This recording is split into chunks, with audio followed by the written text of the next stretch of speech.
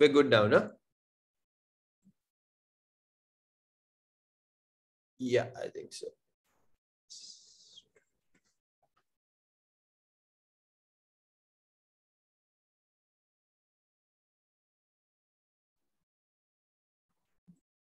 අයබෝවන් කියලා ඔබ සිරදනාම ඉතාමත්ම සාදරයෙන් මෙම සාකච්ඡාවට මැදමාවට විසින් සංවිධානය කළ තියෙන සාකච්ඡාවට අපි පිළිගන්නවා.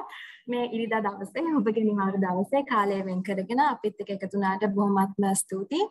අද අපි කතා කරන්න ලෑස්ති වෙලා ඉන්නේ මම හිතන්නේ ඉතාමත්ම වැදගත් මාතෘකාවක්. ලංකාවේ 51.6% කියන ජනගහනයෙන් 51.6% කියන ප්‍රතිශතයක්ම කාන්තාවන්.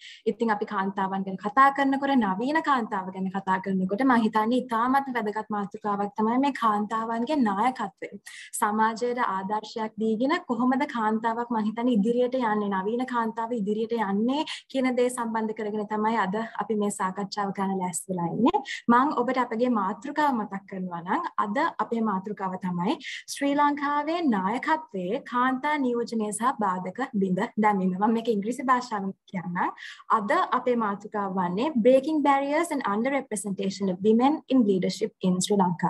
මම කලින් කිව්වා වගේ මම හිතන්නේ මේක ඉතාමත්ම කාන්තාවන්ට වැදගත් වෙන මාතෘකාවක්. මම හිතන්නේ මේ වගේ මාතෘකා පිළිබඳව සාකච්ඡා පැවැත්වීම සමාජයේ කතිකාවතක් ඇති කිරීම සහ මෙවැනි මාතෘකා පිළිබඳව දැනුවතක් ඇති කිරීම මම හිතන්නේ තරුණ ගැහැණු ළමයින්ටත් කාන්තාවන්ටත් ඉතාමත්ම වැදගත් වෙනවා. ඉතින් මේ දේ හේතු කොටගෙනම අද මගෙත් එක්ක එකතු වෙලා ඉන්නවා තමන්ගේ ශේෂ්ත්‍රයන්හි නියත වශයෙන්ම ආදර්ශමත් නායිකාවන් බවට පත්වෙච්චි කාන්තාවන් තුන්දෙනෙක්. මම කැමති ගැඹුරට මාතෘකාවට යන්න කලින් මෙතුමියන්ව ඔබලාට හඳුන්වා දෙන්න.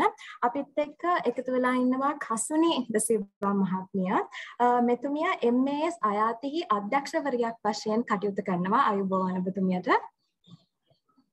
ඒ වගේම අපිත් එක්ක එකතු වෙලා ඉන්නවා ලිහිණි ප්‍රනාන්දු මහත්මිය. මෙතුමිය නීතිඥවරියක් වන අතර වෙලොක්ස් ලීගල්හි නිර්මාතෘ සහ හවුල්කාරිනියක් වශයෙන් කටයුතු කරනවා. ඒ වගේම මොරටුව මහනගර සභා මන්ත්‍රීවරියක් වශයෙන්ද මම කටයුතු කරනවා. කාන්තා කටයුතු සම්බන්ධයෙන් මම හිතන්නේ ඉතාමත්ම හැමතිස්සෙම මෙතුමිය කතා කරනවා. මම හිතන්නේ කාන්තාවන් වෙනුවෙන් නැගී සිටිනවා කියලා අපි හැමෝම දන්නවා. ඉතින් ඔබතුමියවත් ඉතාමත්ම සාදරයෙන් මේ සාකච්ඡාවට අද පිළිගන්නවා. අයිබෝවන්. ඊට පස්සේ අපිත් එක්ක එකතු වෙලා ඉන්නවා දෙල්මිනි වේරගම මහත්මිය. මෙතුමිය ඇට්ලස් ඇක්සිලියෙහි මෙහෙයුම් සහ සැපයුම් දාම අධ්‍යක්ෂකවරියක් වශයෙන් කටයුතු කරනවා. ඔබතුමියවත් ඉතාමත්ම සාදරයෙන් අද මේ වැදගත් අපි ඉතාමත්ම වටිනා සාකච්ඡාවක් කරන්නේ. මේ සාකච්ඡාවට පිළිගන්නවා. අයිබෝවන්. ඉතින් මේ සාකච්ඡාවට මම හිතන්නේ ගැඹුරින් අපි යන්න කලින් මම කැමති යම්කිසි හැඳින්වීමක් කරලා පටන් ගන්න. අපි ලංකාවේ කාන්තාවන්ගේ නායකත්වය පිළිබඳව කතා කරාම ඔතන ඉතින් වැදගත්ම වෙන දේ තමයි නායිකාවක් බවට පත් වෙන්න නම් ශ්‍රම බලකායට එකතු වෙලා ඉන්න ඕනේ. ඒ වුණාට අපි ලංකාවේ මම හිතන්නේ මේ සංඛ්‍යාත දිහා බැලුවම ඕක ඔච්චර අපිට තේරෙන්නේ නැහැ. අපි මොකක්ද ඇත්තටම ලංකාවේ මේ කාන්තාවන්ගේ ශ්‍රම බලකාය සහභාගීත්වයට වෙලා තියෙන්නේ කියලා දත්ත දිහා බැලුවොත් අපි දන්නවා Department of Census and Statistics වාර්තාව දිහා අපි බැලුවොත් ඒකේ කියනවා 2024 වෙනි කාර්තුවේ තියෙන දත්ත දිහා බැලුවොත් තියෙනවා කාන්තාවන් ශ්‍රම බලකායට 2024 වෙනි කාර්තුවේ දායකත්වය ලබා දීලා තිබෙන්නේ 31.7%. දැන් අපි පිරිමින්ගේ දායකත්වය බැලුවොත් 70.91% දායකත්වයක් දීලා තියෙනවා. ඉතින් අපිට පේනවා මෙතන කොච්චර ලොකු පරතරයක් තියෙනවද කියලා. ඉතින් ඇත්තටම මේ අවස්ථාවේ මම හිතන්නේ කියා සිටින්න ඕනේ ලංකාවේ දශක ගාණක් තිස්සේ මෙන්න මේ කතාව තමයි ශ්‍රම බලකායේ කාන්තාවන්ගේ දායකත්වයට වෙලා තියෙන්නේ. 30%-35% අතර තමයි මම හිතන්නේ දැන් අවුරුදු ගොඩක් කාලයක ඉඳන් දශක ගාණක ඉඳන් දෝලනය වෙන්නේ ඕක. ඉතින් මම හිතන්නේ මේක මම හිතන්නේ මේ දේ හේතු කොටගෙන තමයි අද අපි මේ සාකච්ඡාව කරන්න බලාපොරොත්තු වෙන්නේ. ඒ වගේම මේ පිළිබඳව අපි වඩාත්ම සැලකිලිමත් වෙන්න ඕනේ ලොකු කරුණක් වෙන්නේ. අපි දැන් ලංකාවේ කාන්තාවන්ගේ අධ්‍යාපන මට්ටම් ගත්තම අපිට පෙනීගෙන යන්නේ මොවුන් අධ්‍යාපනය වශයෙන් ලොකු කුසලතා දක්ෂතා පෙන්වනවා කියලා. ජනලේඛන සහ සංඛ්‍යාලේඛන දෙපාර්තමේන්තුවේ 2012 වර්ෂයට නිකුත් කරපු දත්තවලට අනුව අවුරුදු 15ත් 44ත් වයස් කාණ්ඩයට අතර කාන්තාවන් ගත්තම මේ කාන්තාවන්ගෙන් සාමාන්‍ය පෙළ ඉඳගෙන සාමාන්‍ය පෙළ සමත් වෙලා තියෙනවා 52%. එතකොට උසස් පෙළ 59%ක් සමත් වෙලා තියෙනවා. ඒ වගේම වගේම උපාධිය සහ ඊට ඉහළ අධ්‍යාපනය ලැබුව අය 57ක් ඉන්නවා. ඉතින් අපිට පේනවා කාන්තාවන් ඇත්තටම සාමාන්‍ය පෙළ කරනවා, උසස් පෙළ කරනවා, විශ්වවිද්‍යාලවලට යනවා. ඒ වගේම අපි බැලුවොත් මේ මොන වගේ අධ්‍යාපනයක්ද කාන්තාවන් ලබන්නේ කියලා නැත්නම් උපාධිධාරී කාන්තාවන්ගෙන් ප්‍රතිශත 2016 2017 කියන අවුරුදු වල අපි බැලුවොත් නීති උපාධිධාරීවරියන් 65.7ක් ලංකාවේ ඉන්නවා. කොච්චර ලොකු ප්‍රතිශතයක්ද? ඊට පස්සේ විද්‍යා උපාධිධාරීන් ලංකාවේ 59.8ක් හිටියා ඒ වර්ෂයේ. ඊට පස්සේ වෛද්‍ය වෘත්තියට සුදුසුකම් ලබන කාන්තාවන් ඉතාමත්ම මම හිතන්නේ වැදගත් වෘත්තීන් ඒවා 59.3ක් ඉන්නවා. ඊට පස්සේ දන්ත විද්‍යාව ගත්තොත් 68.2ක් තියෙනවා. ගෘහ නිර්මාණ ශිල්පයේ 54.9ක්, පරිගණක විද්‍යාව සහ තොරතුරු තාක්ෂණයේ 53%ක්ද, සෞඛ්‍ය විද්‍යාව 76.8ක්ද, දේශීය වෛද්‍ය විද්‍යාව 69.9ක්ද තියෙනවා. ඉතින් ඔබට දැන් මේ නම්බර්ස් වලින්ම පෙනීගෙන යනවා කොයිතරම් කාන්තාවන් ප්‍රමාණයක් විශ්වවිද්‍යාල වලට යනවද, විශ්වවිද්‍යාල වලින් ඉගෙන ගන්නවද. ඒ වුණාට ඇත්තටම අපිට මෙතනින් පෙනීගෙන යනවා කාන්තාවන් මේ වගේ වැදගත් අධ්‍යාපනයක් ලබා ගත්තත් විභාගවලට සහභාගී වුණත් මෙම අධ්‍යාපනය මෙම ලබා ගන්න කුසලතා වෘත්තීන් බවට පරිවර්තනය කිරීමේදී යම්කිසි බාධාවන් වලට කාන්තාවන්ට මුහුණ පාන්න සිද්ධ වෙනවා කියලා. ඉතින් වෘත්තියකට එළඹෙන්න බැරි නම් ශ්‍රම බලකායට එන්න බැරි නම් කාන්තාවන් කොහොමද නායිකාවන් බවට පත් වෙන්නේ? තමන්ගේ දරුවන්ට සමාජයට කොහොමද කාන්තාවන් තමන්ගේ දායකත්වය ලබා දෙන්නේ කියන දේ පිළිබඳව ලොකු ප්‍රශ්නයක් තියෙනවා. ඉතින් මම අර මුලින්ම කිව්වා වගේ 51.6ක් කියන්නේ චූටි ගානකින් හරි අපි තමයි මම හිතන්නේ ජනගහනයේ වැඩි ප්‍රමාණයක් ඉන්නේ. එතකොට මේ ජනගහනයේ වැඩි ප්‍රමාණයෙන් තමන්ගේ කුසලතා, තමන්ගේ අධ්‍යාපනය මම හිතන්නේ ශ්‍රම බලකායට වැඩදායී ලෙස අපිට දායක වෙන්න බෑ කියන්නේ ඇත්තටම මෙතනින් ගොඩක්ම අපහසුතාවය අලාභයක්පත් වෙන්නේ රටේ ආර්ථිකය සහ මුළු මහත් ලංකාවම තමයි. ඉතින් ඒක නිසා මම කැමතියි අපේ පළවෙනි ප්‍රශ්නය මම හිතන්නේ අපේ පැනල් එකේ එකතු වෙලා ඉන්න තිදෙනාටම මේ කාන්තාවන් තිදෙනාටම යොමු කරන්න. අපේ පළවෙනි ප්‍රශ්නය තමයි කාන්තාවන්ගේ අවම ශ්‍රම බලකා සහභාගීත්වයට ඔබේ මතයට අනුව බලපාන සාධක මොනවාද කියලා. මම කැමතියි ලිහිණී ප්‍රනාන්දු මහත්මියට පළවෙනියෙන්ම මෙම ප්‍රශ්නය යොමු කරන්න ඔබටයි අවස්ථාව. සත්‍ය මුලින්ම ස්තුතිවන්ත වෙනවා මේ සාකච්ඡාවට මැදවවතයත් සම්බන්ධ කිරීම ගැන. ඔබේ ප්‍රශ්නයට යොමු වෙනවා නම් මොකද්ද මේ කාන්තාවන්ගේ අඩු නියෝජනයට හේතුව වෙන්නේ කියලා කියනවා නම් ඔබ මේකට මුලින්ම හොඳ ලස්සන ප්‍රවේශයක් ගත්තා යම්කිසි දත්ත සංඛ්‍යාවක් ඉදිරිපත් කරලා.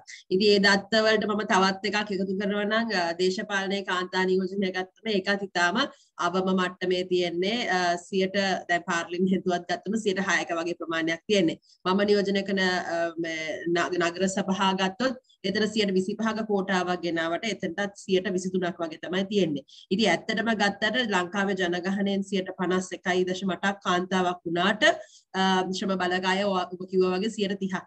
මේ සියලු දෙයටම හේතුවක් හැටියට මම දකින්නේ ලොකුම හේතුවක් හැටියට මම දකින්නේ ලංකාවේ අපි කියනවා සංස්කෘතිය අතින් ගත්තම අපි තියන්නේ බොහෝ දුරට පුරුෂ මූලික වෙච්ච පුරුෂ ආධිපත්‍යයක් තියෙන සංස්කෘතියක් තමයි ලංකාවේ තියෙන්නේ. ලංකාවේ ජනගහනය කාන්තාව වුණාට ලංකාවේ ඒ කියන්නේ අධ්‍යාපනය අතින් කාන්තාව ඉස්සරහට ගියාට මේ කාන්තාව කියන චරිතය හැම වෙලේම ගැටෙන්නේ මේ පුරුෂ මූලික වෙච්ච සමාජයක. අද අපි කොච්චර කතා කරත් කාන්තාව උගත් වුණාට අර කාන්තාවට කන්වෙන්ෂනල් රෝල්ස් කියලා කියනවා. ඒ කන්වෙන්ෂනල් රෝල්ස් මොනා කරත් ඒ දේ කිරීම කාන්තාවගේ පිට තමයි පැටවිලා තියෙන්නේ. මම උදාහරණයක් හැටියට ගත්තොත් මම දේශපාලනයේ නිරත වුණාට මම බිරිඳක් මම ව්‍යාපාර කරනවා ඒ වුණාට මම වක් ඒ වුණාට මටත් අර කන්වෙන්ෂනල් රෝල්ස් ටික ඇතුලේ ඒවා කරමින් තමයි මේ දේවල් කරන්නේ. ඉතින් මගේ ස්වාමි පුරුෂයාගෙන් මට සහයෝගය ලැබෙනවා. ඒ වුණාට හැම කාන්තාවකටම ඒ දේ නැහැ.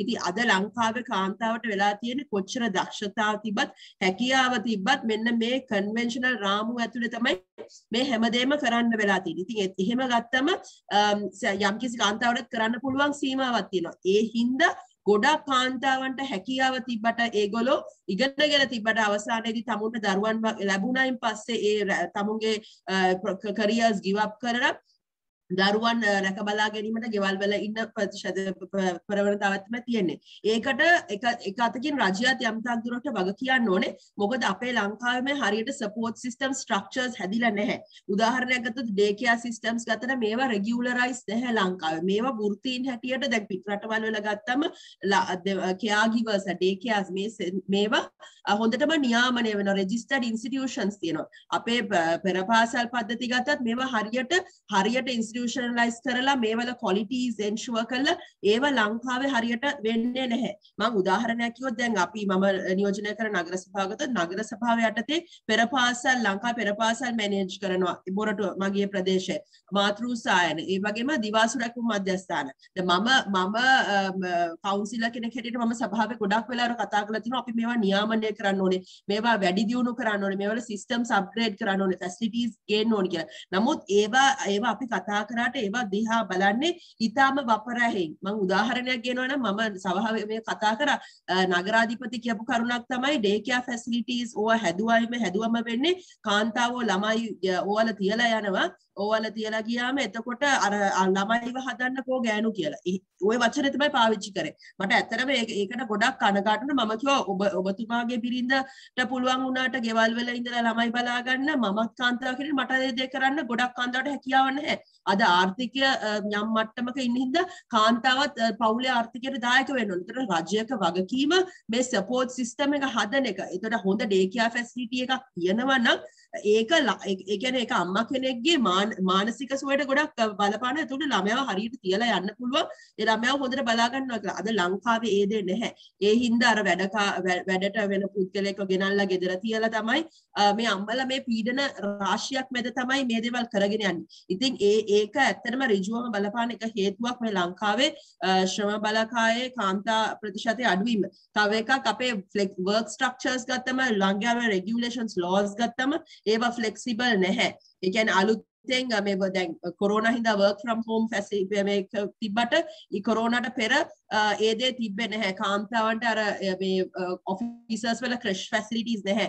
එතකොට අර මේ අර නීතියෙන් අර කිරි දෙන අම්මලට කිරිපැය කියලා වෙන් කරාට ඒ ගෙදර ඇවිල්ලා කිරිපැය ගන්න බෑ. හේතුව කොළඹ වැඩ කරන කාන්තාවක් ගෙදර ජීවත් වෙන්නේ ගාල්ල නම් එන්න හැකියාවක් නැහැ. ඉතින් මේ වගේ ලංකාවේ මම හිතනවා පද්ධතිය ගත්තම ගොඩක් පස්සෙන් ඉන්නේ. මේකට ගොඩාක් සාධක බලපානවා. එකක් අපේ ස්ට්‍රක්චර්ස් දියුණු වෙලා නැහැ. කාන්තාවන්ගේ මේ ප්‍රශ්න සමාජීය ප්‍රශ්න කියලා රටෙන් හඳුනාගෙන නැහැ. මේ වලට සාධනීය විසඳුම් දෙන එක රටේ පෙරදරියට රටේ ඉදිරි ගමනට දායක කරනවා කියලා පුටුවල ඉන්න නායකයෝ දකින්නේ නැහැ. නායකයෝ දකින්නේ ඩිවෙලොප්මන්ට් කියලා දකින්නේ පාරවල් හදන එකයි හයිවේස් හදන එකයි ඒ වගේ දේවල් තමයි දකින්නේ. ඒගොල්ලෝ දකින්නේ නැහැ මානව සම්පත. ඒ කියන්නේ social development is not the country's development. People don't see that. ඉතින් ඒ හින්දා ඒකට තව කරුණක් ගත්තොත් මේවා සම්බන්ධයෙන් අවශ්‍ය ස්ථානවලදී හඬ නගන්න සුසු කාන්තා නියෝජනයක් නැහැ.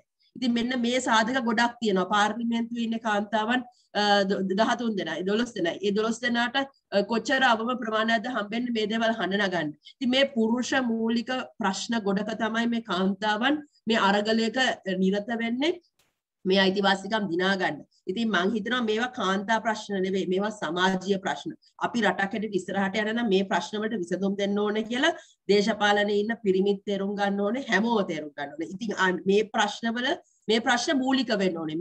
මේවට දේශපාලනයක් අවශ්‍ය නැහැ රටේ. මේවා සමාජීය ප්‍රශ්න. ඉතින් මෙන්න මේ දේවල් විසඳන්න පුළුවන් නම් රටක් හැටියට එකතු වෙලා අර පොඩ්ඩක් අර ඩිවෙලොප්මන්ට් එකකට මේවා ඩිවෙලොප්මන්ට් කියලා කන්සිඩර් කරන්න පුළුවන් නම් ඔබ කියපු අර ස්ටැටිස්ටික්ස් මීට වැඩිය ගොඩක් ඉස්සරහට යයි කියලා මම හිතනවා. මම හිතනවා ගොඩක් කතා කරා අනිත් අයටත් අවස්ථාව දෙන්න. බොහොමත් ස්තුතියි ලිහිණි ප්‍රනාන්දු මහත්මිය. මම හිතන්නේ ඉතාමත් වැදගත් කරුණක් තමයි ඔබ කිව්වේ. මම හිතන්නේ මේක සමාජයේ හැමෝටම බලපාන කරුණක්. ඒක නිසා මම හිතන්නේ ඉතාමත් වැදගත් කරුණු කීපයක් ඔබ එළියට ගෙනාවත්. දියුමිනි මහත්මිය මම ඔබට මේ ප්‍රශ්න යොමු කරන්න කැමතියි.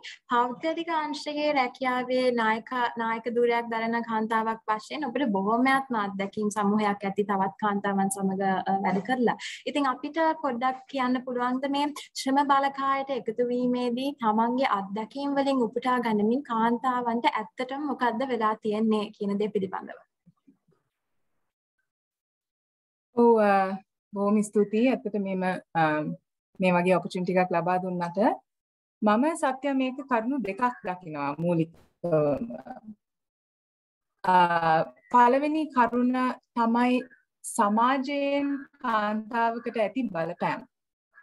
අපිට දේ කියන්න මේ කාලේ අපි බැලුවොත් දවල් කාලේ වුණත් සමාජිකයේ කාන්තාවකට පාරේ බහැලා ඇවිදින්න උදේ 2 වෙනකම් රැකියාව ඉවර වෙලා බස් එකක නැගලා තනියෙන් ගෙදර ඇවිදාගෙන යන්න කියන එක බලාපොරොත්තු වෙන්න බෑ අපිට. ඉතින් ඒ වගේ තියෙන සමාජයක කාන්තාවක් ඕනම රස්සාවක් රැකියාවක් කරන්න පුළුවන් වෙන්න ඕනේ කියන එක අපිට බලාපොරොත්තු වෙන්න අමාරුයි. ඒ මම කියන්නේ පළවෙනි කාරණය සමාජයෙන් ඒ අපේ තියෙන සංස්කෘතිය නිසා අපේ කාන්තාවන්ට තියෙන බලපෑම. නමුත් මම කැමති දෙවෙනි කාරණය හැටියට ඇත්තටම කියන්න අපේ මානසිකත්වය. කාන්තාවකගේ මානසිකත්වය. මම විශ්වාස කරන දෙයක් තමයි පවුල් ලේඛකයන් තමයි ඒක ඇත්තටම මූලිකවම ගොඩ නැගෙන්නේ. අපි පොඩි කාලේ අපි බැලුවොත් ලංකාවේ පවුලක් ගැහැණු ළමයයි පිරිමි ළමයයි බැලුවොත් දුවෙක්ට කරන්න පුළුවන් දේවල් තියෙනවා. ගැහැණු ළමයේ කරන්න හොඳ නැති දේවල් තියෙනවා. විසිල් එකක් ගහුවොත් අපෝ ගැහැණු ළමයි විසිල් කරන්නේ නැහැ. ලස්සන ගවුමක් ඇඳගෙන පැත්තකට වෙලා හොඳ ළමයා වගේ ඉඳන් ඉන්නවා. එතකොට ගෙදරක් බැලුවොත් අම්මයි තාත්තයි කොහොමද ඒගොල්ලෝ සමානත්වතාවය. ඒගොල්ලෝගේ වගකීම් මේගොල්ලෝ කොහොමද බැලන්ස් කරන්නේ? අම්මාගේ රස්සාව කුස්සියට මූලික වෙලා තියෙනවා නම් ඒකෙන් අපි මොකද්ද කියලා දෙන්නේ ගෙදර ගැහණු දරුවාට පමණක් නෙවෙයි පිරිමි දරුවාට. ඒ නිසා ඒ පවුල කියන මූලික අංශයෙන් අපි අපේ ගැහණු දරුවාටත් පිරිමි දරුවාටත් ඒ සමාජයේ ගැහණියකට කාන්තාවකට තියෙන තැන හැකියාව ගැන අපි වැරදි අදහසක් දුන්නොත් ඒ කාන්තාවත් ලොකු වෙනකොට ඒ වගේ මානසිකත්වයකින් තමයි ඇත්තටම රස්සාවකට රැකියාවකට යන්නේ. එතකොට මම දන්නේ සත්‍ය මම මේක කොහොම කියන්නද කියලා. හැබැයි අපේ ගැහණුකම කියලා දෙයක්ත් තියෙනවා. ඒ මොකද්ද අපි අනේ අපොයි මට ලැජ්ජයි මම බයයි අර 64 මායම් කියලා අපි කියන්නේ. අන්න ඒ දේවල් ඕනවට වඩා එහෙම පින්ඩි කරනකොට මට හිතෙන්නේ ඒක අපි කාන්තාවන් ලෙස එක අතකින් අපි වීක්නස් එකක් හැටියට ගන්න. අනික් අතකින් ඒක එන්ටයිටල්මන්ට් එකක්. අපේ අයිතිවාසිකමක් හැටියට. අපි ගැහණියක් නිසා අපිට මේ වගේ දේවල් කරන්න පුළුවන්. අපි ගැහණියක් නිසා අපිට දැඩිය උදව් ඕනේ. අපිට මේ වගේ ඒවා කරන්න තව දේවල් ඕගොල්ලෝ අපිට ලබා දෙන්න. ඒ නිසා මං ඇත්තටම හිතන්නේ මෙතන දෙපැත්තක් තියෙනවා. පළවෙනි පැත්ත ඔව් සමාජයෙන් අපිට ගොඩාක් බලපෑම් ඇති වෙනවා කාන්තාවකට. ඒ නිසා ඒ අපේ හැකියාවන් ඉදිරියට ගේන්න අපිට අමාරුයි. හැබැයි දෙවෙනි පැත්තෙන් කාන්තාවක් හැටියටත් අපේ මානසිකත්වය අපේ පවුලෙන් අපි ගැහණු ළමයා පිරිමි ළමයා හදන හැටි එතනින් තමයි පටන් ගන්න ඕනේ. ඇත්තටම මේ විශේෂ සයිකල් එක හරි ගස්සන්න. බොහොමත් ස්තුතියි. මම මේ ප්‍රශ්නයම යොමු කරන්න කැමති කසුනේ සිල්වා මහත්මියට. ඔබගේ අත්දැකීම් පාත්කරික අංශයේ නිලන කාන්තාවක් වශයෙන් ඔබගේ අත්දැකීම් අනුවෙන් අපිට මේ පිළිබඳව යම්කිසි පැහැදිලි කිරීමක් කරන්න. සත්‍ය ලිහිණි ඩිල්මි මේක ගොඩක් ඕන වලින් මම හිතන්නේ ඒගොල්ලන්ගේ අදහස් දැක්කුවා. මම හිතන්නේ සාමාන්‍යයෙන් හැම වෘත්තියකම ඇතුල් වෙන සංඛ්‍යාව ගත්තොත් එතන සම්පූර්ණයෙන්ම අඩුවක් නැහැ. ඒ උදාහරණයක් ගත්තොත් අපි එක්ස්පෝර්ට් කරන largest industries දෙක ගත්තොත් සිලොන් ටී පැරල් ඒ වගේ ඉන්ඩස්ට්‍රීස් ගත්තොත් මේකේ වර්ක් ෆෝස් එකට ඇතුල් වෙන කාන්තා නියෝජනය හරිම ඉහළයි. අපි තේදලු නෙලන්නිය කියලා කියන්නේ ඇඳුම් මසන්නිය කියලා කියන්නේ ඇතුල් වෙනවා ලොකු හොඳ සංඛ්‍යාවක්. ඉතින් සමහර ඉන්ඩස්ට්‍රීස් වල මං හිතන්නේ ওই ප්‍රශ්නේ මේ විදිහටම නැහැ. හැබැයි එහෙම කියලා ඒක ප්‍රශ්නයක් නෙවෙයි කියලා නෙමෙයි මං කියන්නේ. සමහර ඉන්ඩස්ට්‍රීස් වල හරියට හොඳ සංඛ්‍යාවක් අපිට කාන්තා නියෝජනය තියෙනවා. රැකියාවට බඳ වෙන අවස්ථාවේදී සහ ජූනියර් රෝල්ස් වල ඒ කියන්නේ පහළ මට්ටමේ රැකියාවල මම දකින විදිහට මේ ප්‍රශ්නේ ගොඩක්ම උත්සන්න වෙන්නේ මේ කාන්තාවන් සහ දෙගොල්ලන්ම මේ කැරියර් එකේ ගලන් ඉහළට යනකොට ඉතින් අපි මැනේජ්මන්ට් හරි ලීඩර්ෂිප් ඒ ලෙවල් වල ගන්නකොට ඔය ඉන්ඩස්ට්‍රීස් වල කියන්නේ විශේෂයෙන් ලොකු සංඛ්‍යාවක් ඇතුළට ගත්ත ඉන්ඩස්ට්‍රීස් වලත් ඒ සංඛ්‍යාව අඩු වෙනවා. ඉතින් මං හිතන්නේ මේ ශ්‍රම බලකායට ගෙන්න ගන්න එක ප්‍රශ්නයක් විශේෂයෙන් සමහර ඉන්ඩස්ට්‍රීස් වල හරිම අඩුයි. මොකද අපිට ඉංජිනේරු අංශය නැත්නම් තාක්ෂණික අංශ ඒ වගේ අංශ වලින් හරි අමාරුයි ගැහැණු නියෝජනය දකින්න. අපේ ෆැක්ටරි එක මෙකැනික් කෙනෙක් ෆීමේල් මෙකැනික් කෙනෙක් හිටියොත් ඉතින් අපි හරියට ඒක ඉස්සරහට ගන්නවා. තව අයට ඒ ආවාසය දෙන්න එක නිදසුනක් කරවන්න. ඉතින් හරි අඩුයි. විශේෂයෙන් ඉහළට යනකොට මේක ඉතාම අඩුයි. ඉතින් මේ ඩිල්මි උයින් ලිහිණි කියපු කෝණවලට අමතරව මම දකින්න විශේෂ දෙයක් තමයි ඇය වටා ඉන්න පිරිස. අම්මා තාත්තා, ගුරුවරයා ගුරුවරිය, අක්කා නංගි, තමාගේ පාර්ට්නර් කෙනෙක් ඉන්නවා නම් පාර්ට්නර්. එතකොට කසාද බැඳලා නම් ස්වාමි පුරුෂයා. මේ කට්ටිය තමා තීරණය කරන්නේ බලපෑම කරන්නේ නොදැනුවත්ම අපේ මානසික මට්ටමට අපි ඇත්තට ශ්‍රම බලකායට ඇතුල් වෙනවද? අපි ඒක ඇතුලේ ඉන්නවද? අපි එතනින් එළියට එනවද? අපි ඉහළට යනවද? ඉතින් කාන්තාවටත් තියෙනවා මේකට මේ හොඳ මේ අපිට අයිතියක් තියෙනවා. අපි මේකේ තීරණ ගන්නවා. මම සම්පූර්ණයෙන් කියන්නේ මේ මුළු වගකීම වට එන පිටස ගන්නවා කියලා. හැබැයි ඒගොල්ලෝ ලොකු වගකීමක් දරනවා එතන. ඉතින් ඒගොල්ලන් වටේ ඉන්න අය සමහර වෙලාවට අපි දැන් ශ්‍රම බලකායට ඇතුල් වෙච්ච කෙනෙක් නම් අපි ඒගොල්ලන්ව රස්සාවේ තියාගන්න නම් විශේෂයෙන් බලපාන්නේ ස්වාමි පුරුෂයා. මාව පියා එතකොට ඉන්ලෝස්ලා. ඉතින් ඒ මානසික මට්ටම් හැමෝගෙම වෙනස් වෙන්න ඕනේ. ඩිල්මි මේක කවර් කරා ඉස්සෙල්ලා ගොඩක් රෝල්ස් ගොඩක් තියෙනවා.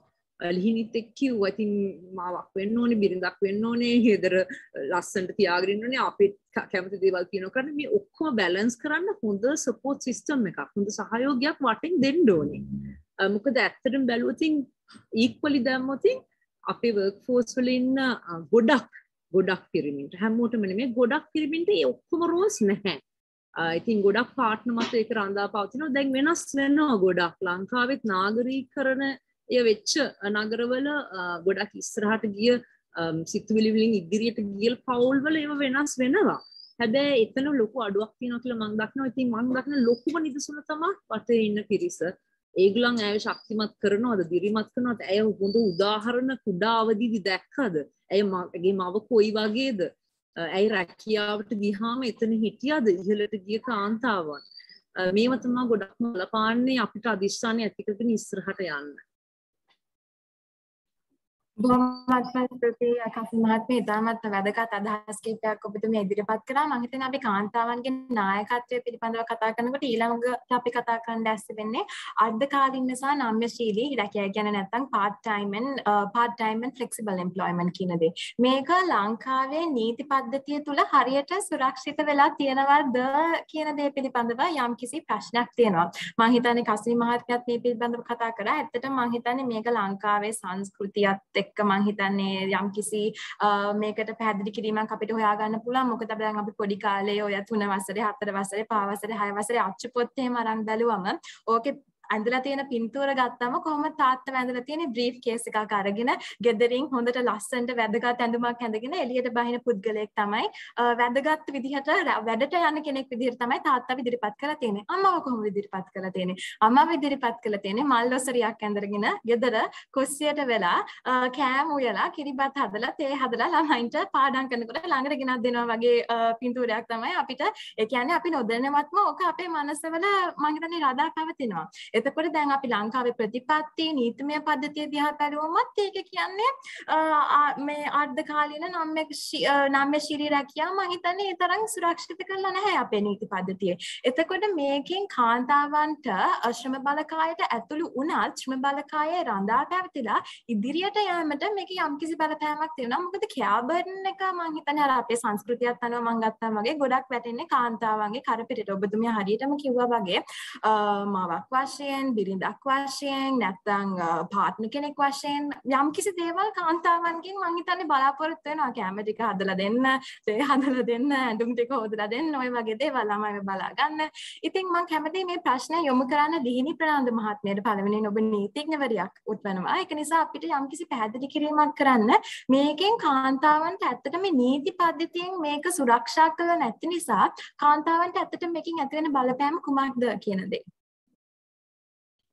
මම හිතනවා මේ අර හෝම් කෙයාර් වර්කර් කියන concept එක ලංකාවේ ගේන්න ඕනේ කියලා නීතියට ඒක ඇතුළත් කරන්න ඕනේ කියලා නීතිය යවත්කාලීන වෙන්න ඕනේ. අනිත් එක flexible work hours කියන එකත් ඒකත් නීතිගත වෙන්න ඕනේ. මීට වැඩි මම හිතනවා අපේ shop and office act එකේ shop and office act එක යල්පැන ගිය නීතියක්. ඉතින් ඒක යවත්කාලීන විය යුතුයි. ඒකට මේ part time work, flexible work, එතකොට work from home concepts, එතකොට employer ට discretion එක දෙන්න ඕනේ කොහොමද තමුන්ගේ employment එක structure කරන විදිහ. ඉතින් මම හිතනවා නීතිය යටතේ මේ ආයතන මේවා වෙනුවෙන් වැඩ කරන ආයතන සහ කාන්තා සංවිධාන ගොඩක් මේවා ගැන රිසර්ච් කරලා තියෙනවා. අපේ ලංකාවේ වෙන්නේ හැමතැනම රිසර්ච් කරාට අවසානයේදී මේ නීතිගත කිරීමට යන්නේ පාර්ලිමේන්තුවට. ඒතර පාර්ලිමේන්තුවට ගිහලා මේවා නීති ඩ්‍රාෆ්ට් කරාට මේවා බිල් එක ඇක්ට් එකක් වෙලා ඒවා රියැලිටි එකක් වෙන්න ලොකු කාලයක් යනවා. ඉතින් මම හිතනවා මේ දේවල් අපි සමාජයක් හැටියට අපි රටක් හැටියට පසුගාමී වෙන්න මේවා